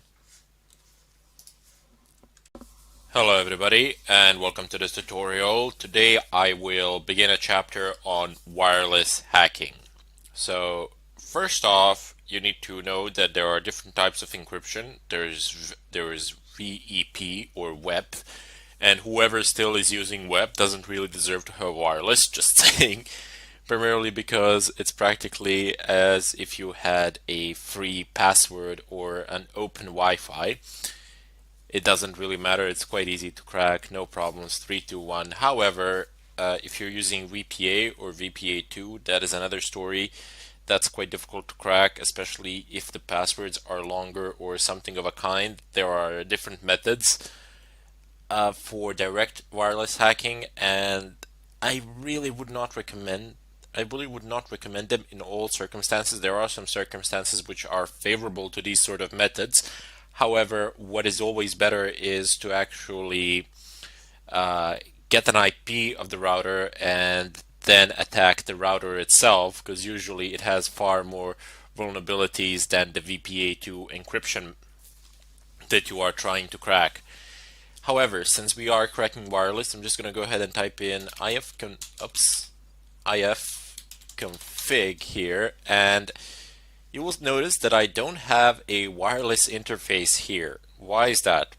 Well, even though I have a network integrated card, wireless one, within my laptop, this is a virtual machine, and virtual machines do not support integrated network cards. They can only go through your through your host machine, and in such a way, virtual machines are secure, so you can install all sorts of stuff on them, viruses, etc., and you'll still be safe. They won't be infecting you, and they won't be able to disrupt the normal functioning of your host machine. However, there are methods where you can get a USB wireless card and plug it in, and you can set up a pass-through for your wireless machine and in such a way gain access to wireless. However, password cracking from a virtual machine is not a good idea. I mean, it's a terrible idea, especially using VirtualBox. Maybe if you were using Xen or something of a kind, where you have 90 to 95 native performance, that would be great. But using VirtualBox for password cracking, that is a really bad idea. Primarily because, let me just show you here. If you go devices, and I can click on, sure, why not? I'm just going to go ahead and click on network settings, and then I will get the menu for the other things. So let's just go ahead and click on general. Is it here? No, system, sorry. Look, first of all, it has base memory. This can be altered when the machine is off. You cannot change these settings here while the machine is turned on. First of all, it says that I have 2 gigs of RAM available for this particular virtual machine.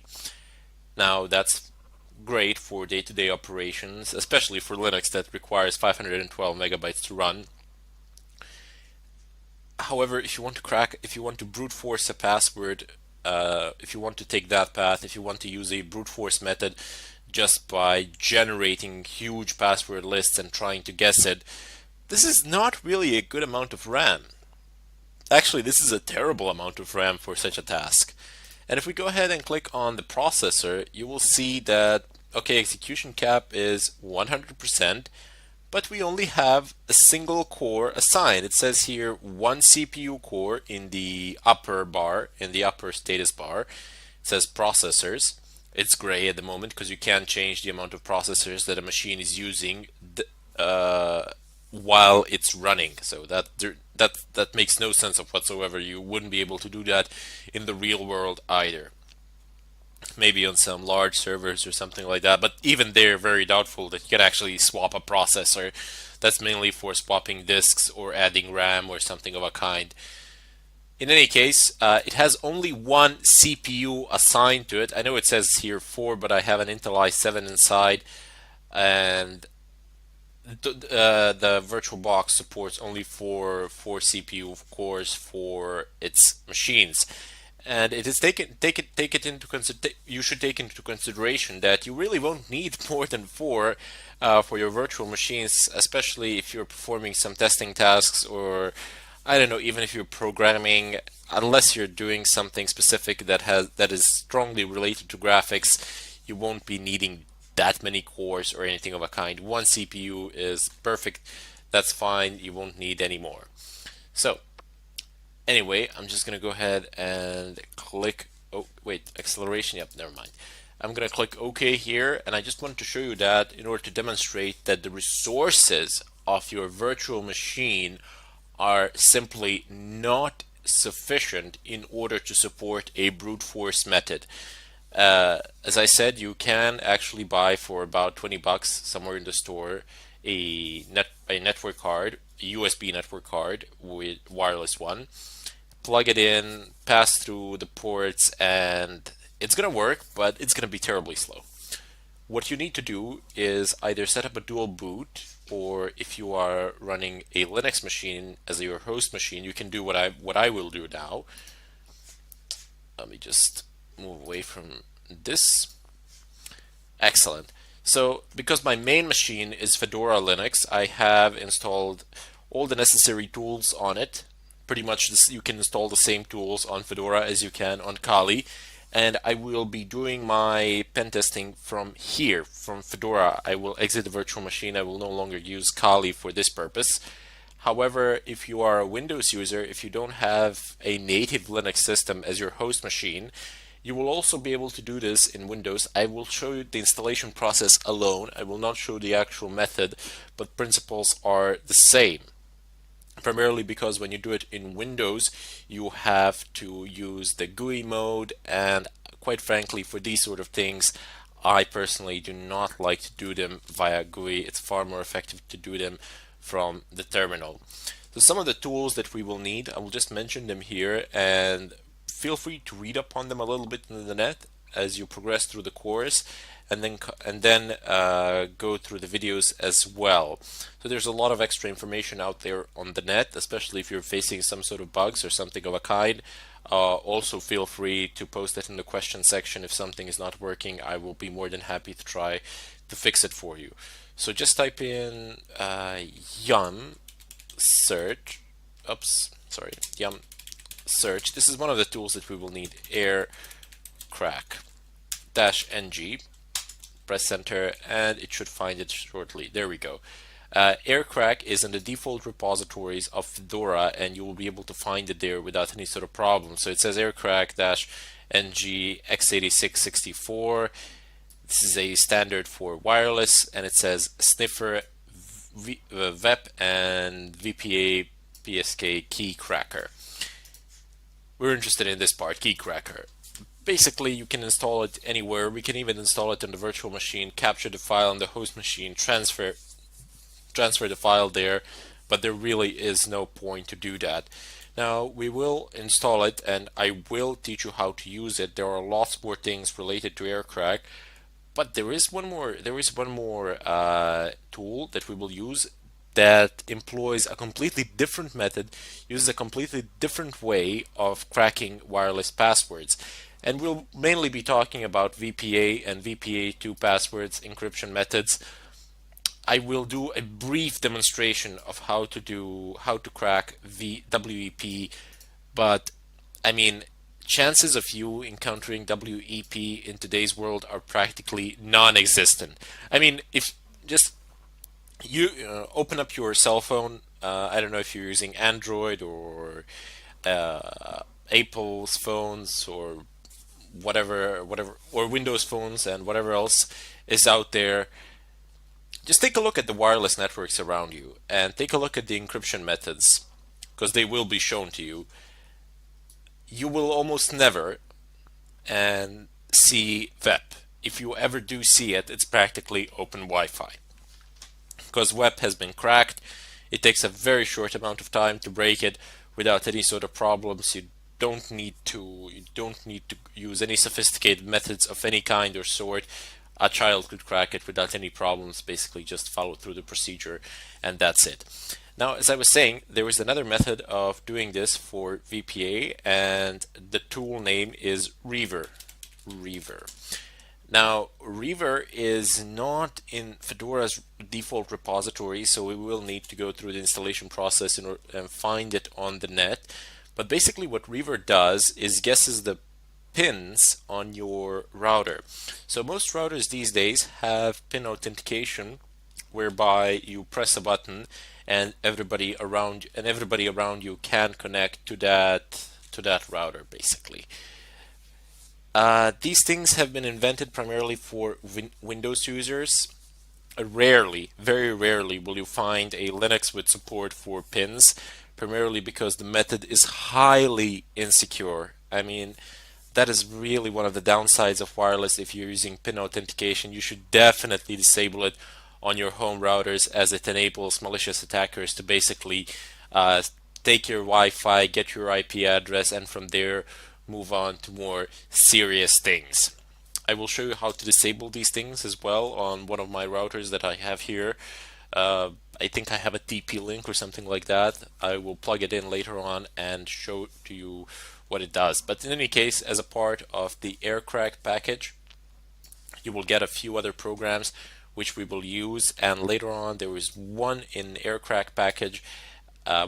in AirCrack package that enables you to perform a DOS attack on wireless networks around you. So you will be able to pretty much de-authenticate whoever you want, whenever you want, as long as two conditions are met. The first condition is proximity, that you are close enough to the network. And the second condition is that you actually have to scan in monitor mode with your network card and figure out what is going on around you, what is the MAC address of that access point, and what is the MAC address of the person you want to jam. This is not that difficult to do. This is easy. Both MAC addresses are public information. Pretty much all you need to do is listen for them. And that is what monitor mode is. Basically, network cards have a lot of modes that they can operate in, and well, maybe not a lot. I think it was 6 or something like that.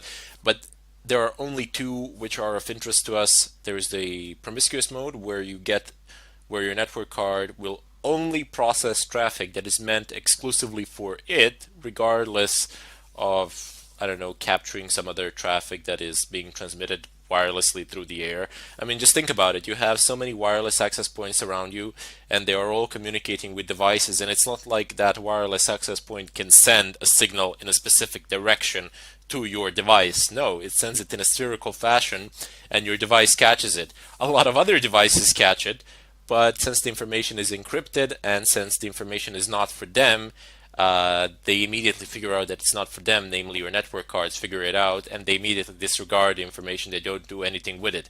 However, if you put your network cards into monitor mode, they will actually take all of this traffic, process it, and see what they can get from it. Some of it is encrypted, most of it is encrypted, but some of it isn't, like the MAC addresses, which can't be encrypted, and that's the bright side of it all. You can take it and you can jam whoever you want.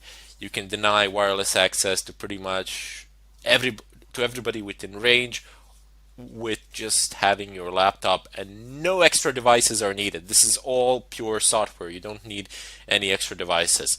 Of course, it is necessary that your network card supports monitor mode.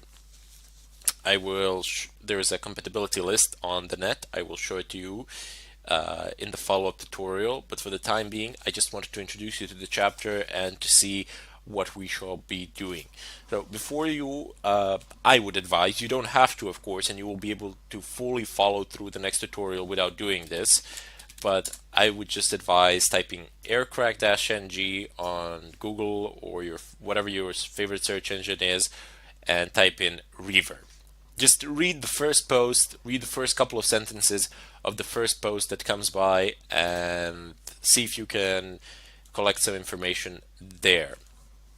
Then you can continue on watching the next video where I will show you how to install these things. I will show you how to install aircrack-ng on Windows, and I will attempt a Reaver as well, but sometimes Reaver tends to break on Windows and that can be problematic. But primarily I will show you how to install aircrack-ng. I'll show you how to use it there a bit. It's not that hard. There's a graphical interface practically. You can just click through it, no problems. However, I restate once again that you should have a Linux host machine which you can use, to which you have access, primarily because a lot of these tools are a lot faster on Linux machines. They work much better, they're faster, and quite frankly, they are easier to install. Plus, you get a higher degree of anonymity. Anyway, I bid you all farewell, and I'll see you in the follow-up tutorial. Hello everybody, and welcome to this tutorial. Today I will show you how you can install Aircrack and Reaver. So Aircrack is pretty simple. Just type in yum install aircrack-ng, and it's going to pick up the right version by default, so just go ahead and press enter. In Fedora, it runs through checks every time you call yum. You can pass a -c argument in order not to do that. It says package aircrack-ng is already installed and latest version. But if you might be prompted for a question along the way. If you want to skip that, just go ahead and type in -y. That's it. With this command that I am selecting at the moment, installation will fly through. You won't be prompted for any questions, and you will have aircrack-ng installed on your system without any problems.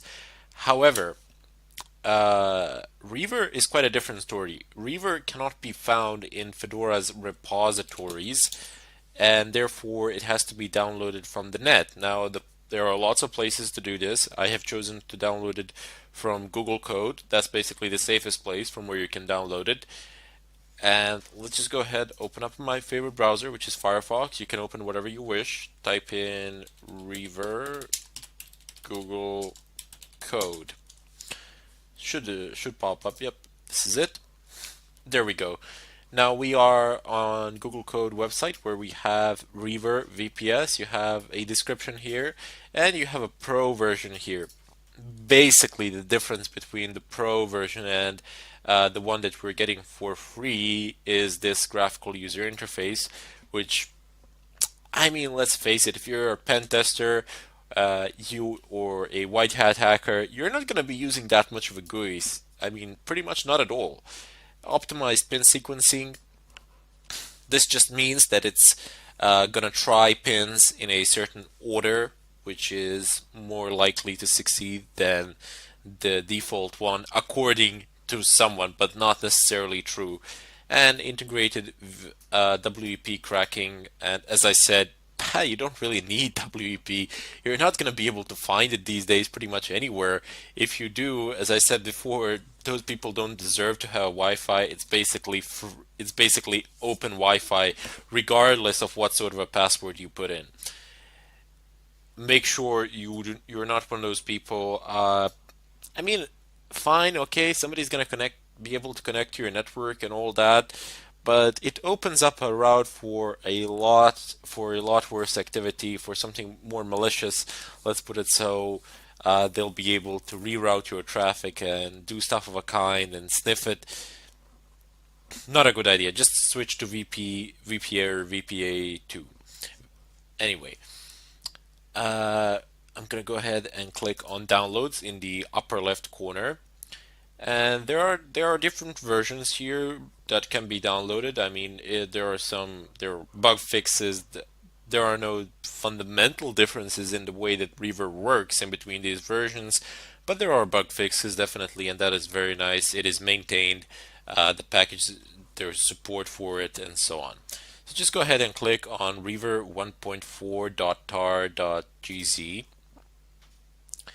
and it says reaver.tar.gz here, file description, etc. This is a checksum. You can use this in order to verify is your file intact, but I'm not going to do that now. I'm just going to go ahead and download it.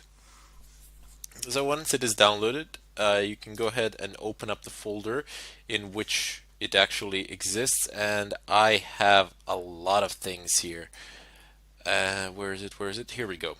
So it says I have different versions that I have downloaded from different sites, but if you find this package that I am selecting for you at the moment, it says Reaver 1.4 FC20. The letters are pretty small, and this is maximum that I can zoom it in. Don't download it. It doesn't work that well at all. It tends to break, and the .rpm extension doesn't work quite as you would expect it to work. Just download it from Google Code and compile it from source. There's no reason why not to do it, especially when you have me showing you in detail how to do it. So just go ahead and double click on this file. You can extract it through a GUI method. It's far simpler. You can also extract it through the terminal, but I'm just going to go ahead and use GUI for this occasion. This is one of the advantages of Linux over Windows. By default, it will be able to unpack pretty much anything. Zip, tar, WinRAR, whatever, it's going to be able to unpack it, no problems, which is fantastic. No extra installation needed. This is all installed by default. So let's just go ahead and click on extract. Now, where do I want it to extract? Let's say to desktop, because I'm going to delete it anyway, as I already do have it installed. So just go ahead and press OK.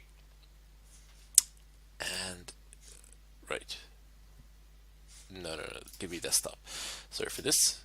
Okay, and yeah, I've just issued just told it to do it twice. Oh well, apply to all, overwrite. We're not gonna lose a lot of time there as the extraction process is relatively fast. Okay, so let's just go ahead, go back to our terminal, navigate over to desktop.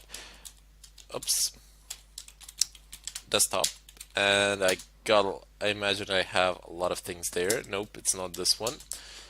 Okay, so cd home chronic desktop, enter ls, and do I have it here? Yep, there we go. So clear, oops, clear. Let me just show you that I do in fact have it. Ll. It's much neater if I do it like this, and there we go. Reaver 1.4. Let's navigate over to that folder. Reaver 1.4, clear the screen, list the contents of the directory, go to docs first. Let's just go ahead and see what is there. And like, you might think that I am some sort of an expert or something of a kind, and that I just do these things out of my head. No. People create README files for a reason.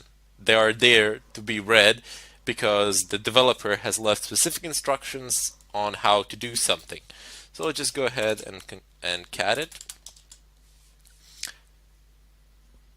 Excellent. So the following are Reaver source files. So it has the description of what is located in each one of these files. So you have 802.11.c functions for reading, sending, and phrasing, 802.11 management frames. 802.11 is a standard, as I said before. But look at this. Look at this. The developer has actually, well, these are useless things for the time being, but the developer has actually left the entire installation process here. You have every single command that you need to run explained in detail, what it does and how you can type it in and execute it. This is wonderful, and that is why I say when you download something, when you unzip it, just go ahead and find the README file. It's there for a reason. People do tend to leave instructions there on how to do something, and they've most likely encountered the same problems that you might have encountered, so you can even see possible solutions. Anyway, you can check this inscription out, or not an inscription but the text.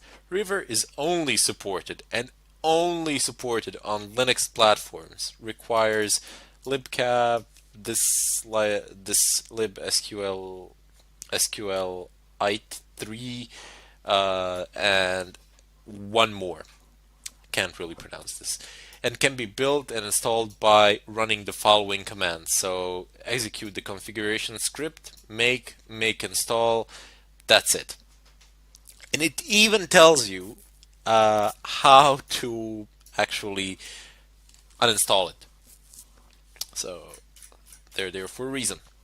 Anyway, ls, of course, you cannot run the configuration file from here. You need to reverse course and go to source from src. Let's see what is in there. There we go. We have configure, and you can see by default here it's executable. If I just give you a longer listing, configure, there you go. It has an X permission here, here, and here. So the user has it, the group has it as well.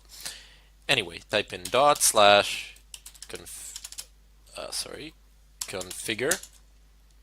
So now it's checking for stuff. It has its dependencies without which it cannot function. Type in make. There we go. It's running through. So I didn't do anything out of my head here. I just went on the web. I found the safest place I can find to download the code from, and I'm compiling it here as the creator, as the developer of the code instructed me to do it. And the instructions aren't that complicated, just 3 commands. And the final command is make install. Now it's going to give me a lot of errors here. Well, not errors, but warnings primarily, because I already have it installed. And see here it says RM. I need to clear this out and then be able to install this, but that's not going to happen, primarily because I do have Reaver installed. So let's just go ahead and check one more time if there's anything else that we've left out, if I can reach it. Down below. Yep, there we go. So no, I haven't left anything out. Basically, the last command for you will run. For me, it won't, primarily because I already have Reaver installed on my system. If there are any problems, feel free to post it in the question section. I will be more than happy to help you out. Let's just go ahead and clear this out. Let's test it. Let's see. So type in Reaver --help. Excellent. It is installed. It is functional. It is responsive to our commands. And here is the syntax for Reaver. This is the basic syntax. Of course, you can pass all of these arguments to it, and there are quite a lot of them. Basically, what you say is -I for network interface and -B for BSSID, or for the MAC address. Simpler put quite simply, for the MAC address, here you have it. This is just a sample MAC address that has been generically placed here. And of course, we have, even for Reaver, -VV for double verbose output, which is fantastic. Let's just go ahead and clear the screen. That was a way in which you could have installed Aircrack and Reaver in Linux. But just in case you are a Windows user, I'll show you how to do it in Windows. Until then, I bid you farewell. Hello everybody, and welcome to this tutorial. Today I will show you how you can actually crack a Wi-Fi. Today we will actually get into it, now that all the prep work is done, now that we have all the tools installed and our system set up. The first thing that we will need to do is set our network wireless card into monitor mode. Type in ifconfig, press enter, and this option will display all the network interfaces that are available. My wireless interface is called VLP2S0. A bit of a strange name, I know, but Fedora has a custom for giving strange names. Like my wired connection is called P8P1, which is kind of weird, but okay, never mind. Just see which one's your is and how is it called and adapt accordingly. Anyway, I'm going to use VLP2S0. In order for me to configure it to function in monitor mode, there are two ways. So the first one is what I usually use to set it in monitor mode, and the second one is what I usually use to actually check if there are any problems of whatsoever. So go ahead and type in ifconfig again, VLP2S0, which is the name of my wireless network, which is the name of my wireless network card, and type in down. Let's shut our wireless card down completely. Let's turn it off. And now we can do some modifications to it. Type in ivconfig VLP2S0 mode monitor. Again, ifconfig VLP2S0 up, and now our network card is configured to function in monitor mode. While on the other hand, while before this it was functioning in the promiscuous mode, there are several names for it, but promiscuous mode is the most common. And the difference between the two operating modes is that one mode and there you go, I have my wireless connection deactivated in the upper right corner. The difference between the two modes is that in one mode, wireless cards or general network cards are configured to accept all packages regardless whether they are meant for them or not, and in promiscuous mode they will only accept packages that are meant specifically for them. Now I'm going to go ahead and clear the screen, and I will finally start using some of the software packages that come with AirCrack. I have a list of commands here for you which we will use today on my right side, and we're going to use a few other ones, but these are the basic ones. These are the ones that you absolutely need to know. So let me just go ahead and type in airmon-ng check VLP2S0. I want to see if there are any possible processes that could cause problems, that could cause interference, and I see that there are quite a bit of them. Now, one of the first things that you need to kill is the network manager, or you should, because even though it doesn't actually directly interfere with the functioning, it does spawn some other processes that might interfere, like your active internet connection here, the DH client. Especially if your network manager is configured to automatically connect to a certain network or to a wired network that you've plugged into your computer. So let's just go ahead and kill. I'm not going to take any chances today. I'm going to go ahead and kill the network manager, and then I will start killing the rest. So let's repeat the airmon-ng check. Excellent. Now I have a few more of these. Next one to kill. You do need to kill them in a certain order though, because they tend to spawn each other, and you kill a process, but you do a check once more, and you realize it's still up and running. Even though you've killed it as root, it will kill it, but it will restart it as well. Let's just go ahead and kill the DH client as well in order to prevent any interference. And the rest of killing can be done in any way you like. So let's just go ahead and kill 1556, 1556, 1215, and 1216. And 16. Excellent. Let's do a check one more time. Oops, some of them are still up. This is what I meant. It is highly annoying. So 1556. Let's see, will this work? Avahi demons are the only ones running. Apparently I have to kill the VPA supplicant first, and then I can kill these. And it can be frustrating, primarily because you can't kill them all at once. You gotta type in commands time and time again. Excellent, no such process running. There we go. Let me just go ahead and clear the screen and always perform an extra check. You see, nothing has popped, nothing should present any problems now. Let me just go ahead and clear the screen. The next thing that we want to do is perform a scan of our environment here to see what sort of connection, what sort of networks do we have and who is connected to which network. Now, this you cannot see with Network Manager. With Network Manager, you can only see active wireless, visible wireless hotspot, visible wireless access points around you. While on the other hand, with AirCrack, with one of the tools that comes with AirCrack, you can actually see not only access points, wireless access points around you, but you can also see who is connected to them, which is a very nice feature. So let's just go ahead and type in the first command from my selected list here. It's aerodump-ng vlp2s0. vlp2s0 is our interface. So airmon-ng, oops, -ng vlp2s0, press enter. Oh yeah, not airmon, sorry. Aerodump -ng vlp2s0. Sorry for a bit of inconvenience with my talking and writing. Never was good at that. But you can see here, these are all the wireless access points. This one is mine. It's called something. That is the I've created it specifically for this purpose, for this tutorial. It has a good password, strong password, and we are going to be cracking it today.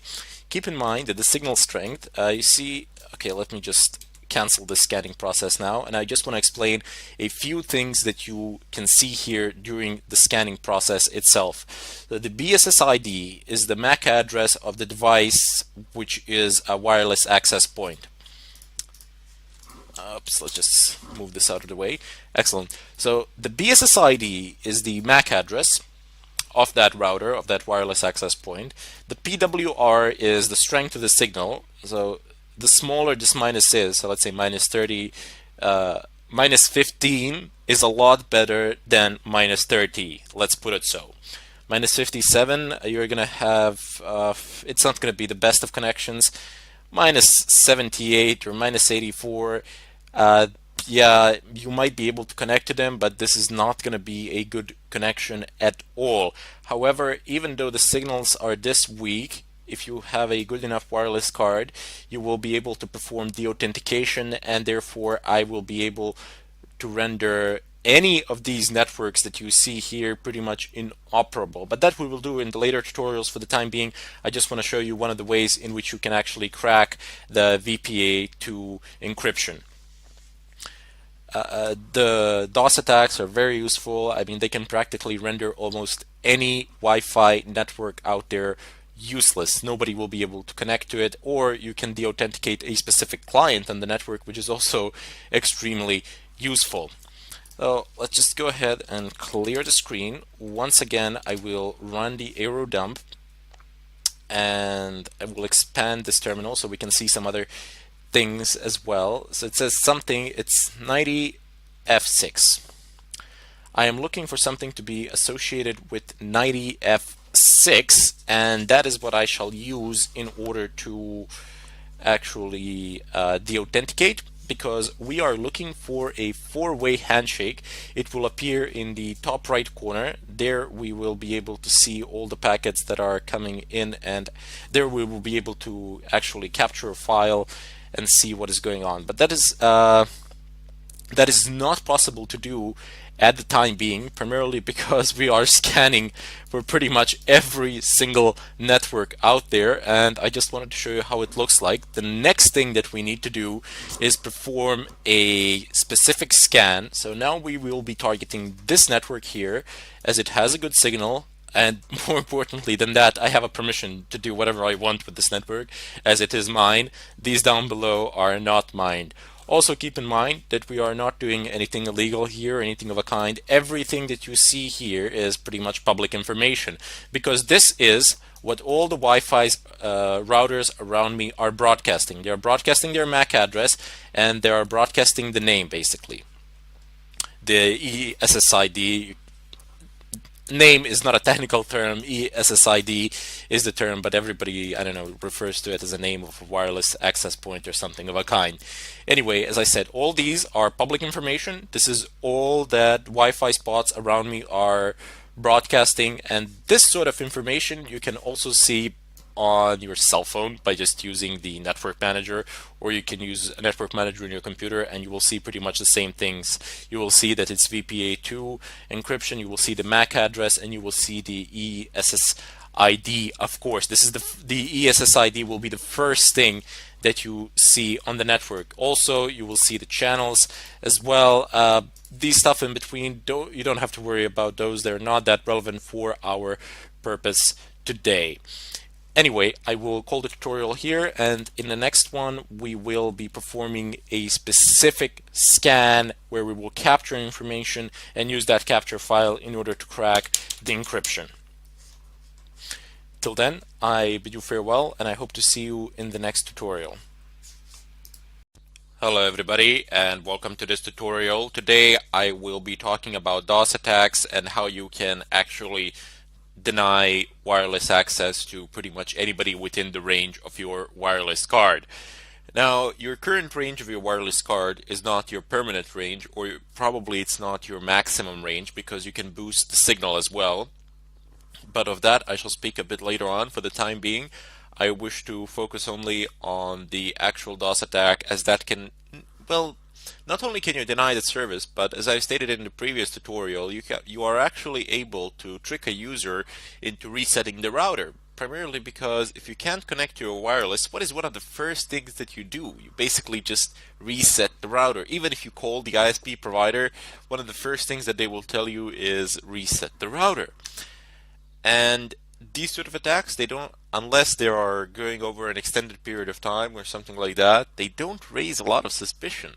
I mean, most people, when they can't connect to wireless in their houses or something like that, oh well, reset the router. If it works out, great. If it doesn't, oh well, call the ISP, then they try to fix it, but you're not going to be running the DOS attack probably for that long. Your idea is to force a reset. However, you can run actually permanent DOS attacks and in such a way deny service to a certain user or company or something of a kind. There is no known way to actually stop this. There are, as I've stated in the previous tutorials as well, you can use some paint or that doesn't allow signals to pass through, or you can use some tinfoil or something like that on the walls, but you are effectively limiting what you can do with your own wireless in such a way, and that's not really the best of solutions. Anyway, there are certain things that a user can do on the other side to mediate this sort of an attack, such as change the channel of their wireless access point, change the MAC address, but none of those things are actually stopping the DOS attacks. All of those things, all that they are doing is simply hiding and buying for time. All you need to do is simply follow up on the changes. For example, do a scan again if you see that there is something wrong, and that's it. You will find a new MAC address, you will find a new channel, and you will see the new ESSID as well. So anyway, without further ado, let's just go ahead and perform this sort of attack, see what happens and how can we actually confirm it. Anyway, the first thing that we need to do is set our wireless network card into monitor mode. I have a small script that I have written for myself here. I have explained it in the previous tutorials. If you're just wondering why am I not doing this via airmon-ng, so airmon-ng, and you can also do it like this, ELP2S0. Well, I've discovered that on Fedora, the distribution that I'm using at the moment, and the one that I'm using for the demonstration of this tutorial, well, it just presents problems. I mean, it creates virtual interfaces, and I don't know, you get an error like name not unique on the network, and there's a way to fix that or a workaround, something like that, but I've just written my own script that I'm going to use. You can use it as well. I've shown it in the previous tutorial. All it does is bring the interface, wireless interface down, changes its state, changes the mode to monitor mode, and then changes the state back to up again. Here we can just see it one more time quickly. Excellent. Perhaps I should have add a MAC change here as well. That would be actually a good idea, but for the time being I'm not going to do that, primarily because there is no need to hide as I am doing this to my own wireless system. However, if you're doing this outside, definitely use MAC changer-r VLP2S0. You can only change the MAC address when the interface is down. You cannot change the MAC address of the interface that is up. How to do this I have shown in the previous tutorials as well. Anyway, let's just go ahead and clear the screen. I usually run this command airmon-ng check VLP2S0. I use this not to initiate the monitor, not to set the monitor mode, but rather instead to perform a checkup to see if there are any programs, any processes out there within my computer that might cause problems or interference. Apparently there are none. If there were, once you run this command, it would give you the PIDs of the processes, and you could kill them easily. No problems there. Let's just go ahead and clear the screen. And the tool that we need to use as part of the aircrack package here is AI Replay. So before we actually start doing that, we will of course need to perform a scan with a tool that we have used previously. So air dump, I have no idea why they call it. So air dump -ng VLP2S0 press enter. Oops, aero dump. It's aero dump, sorry. I always make a mistake there, but you can just use tab as I've shown, and it's gonna work out well for you. So apparently I have some open access points here as well, and I have noticed a very strange thing. When I perform these scans during different times of day, the signal strength varies, and the amount of wireless access point also changes. I'm just gonna stop this because there are too many of them now. The wireless access point, the amount of wireless access point changes, and the signal strength changes. What I've noticed that people are doing is that they actually turn their Wi-Fi's off during certain times of the day when they are not there, or when they are not using it, or something of a kind. And that is a very wise precaution.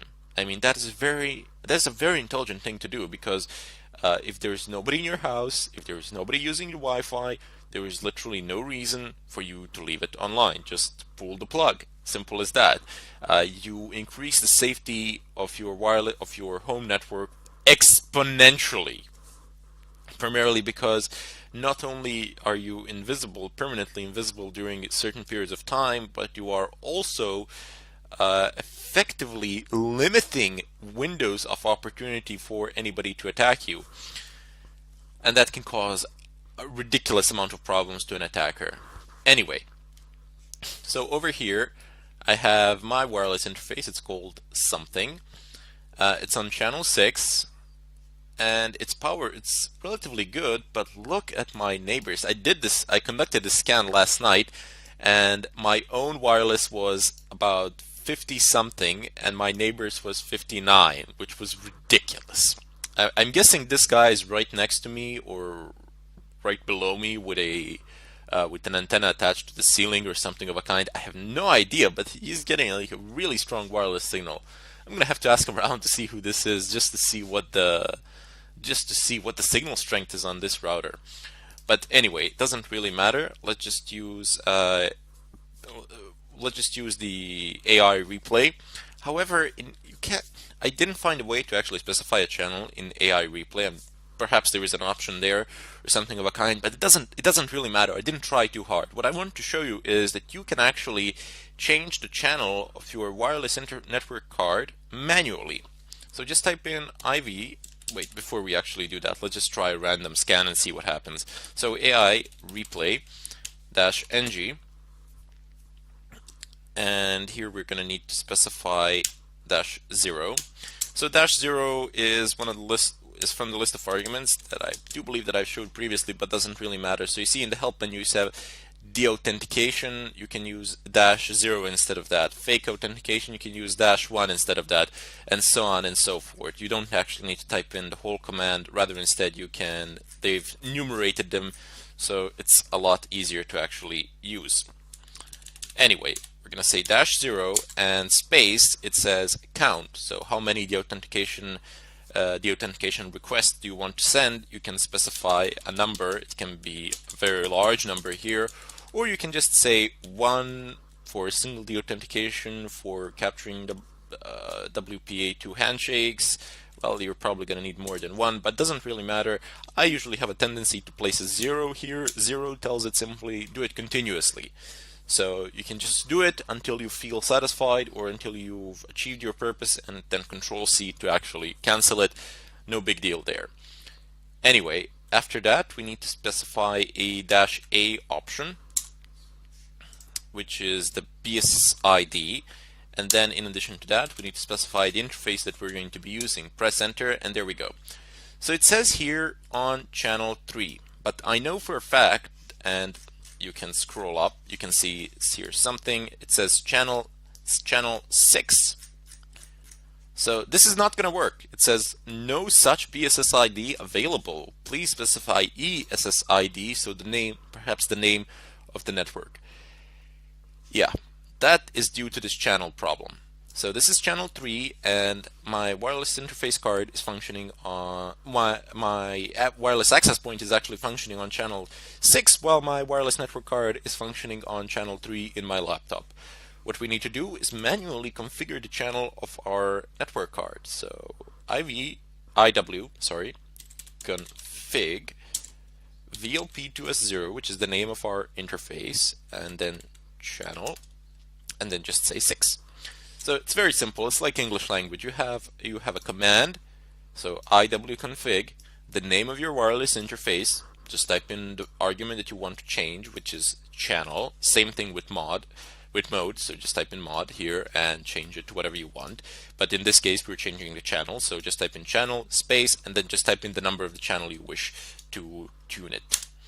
You wish to change it to. Anyway, now our wireless network card is operating on channel 6, and if we repeat the command that I have previously shown, you will see immediately it actually passes. This attack is more effective when targeting a connected wireless. Yep. Okay. So there is this message that we're being displayed here. This is not an error message. This is just a note of a sort. We can also deauthenticate individual clients on the network, so we don't need to see this attack that I'm performing now. This will deauthenticate everyone on that wireless card, on that wireless access point. Everybody will be deauthenticated. I mean, you can confirm this by using your smartphone or tablet or another PC that is connected to the to your home wireless network, and it might show the status that it is still connected. But try browsing the net. Try opening up a website or something of a kind. You will not be able to do it, like not in a million years. Also, there are some MAC filtering options that routers tend to impose, but doesn't matter. I've shown you how you can change a MAC address, and you can also set a script which will rotate your MAC addresses periodically, so that can be a nightmare. Also, the routers have the option to adjust the MAC address to adjust a certain range of MAC addresses which can access it, but again, you will be able to see the authenticated clients on that network and just use their MAC addresses instead and pass through. As I said, this is ridiculously difficult to stop, and it's really painful when you're being DOSed in terms of wireless. There's very little that you can do.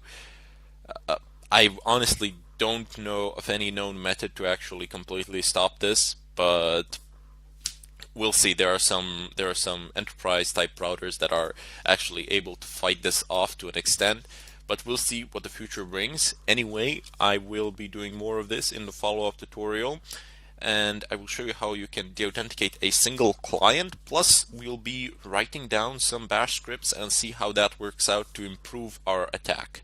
In any case, I bid you farewell, and I hope to see you in the next tutorial.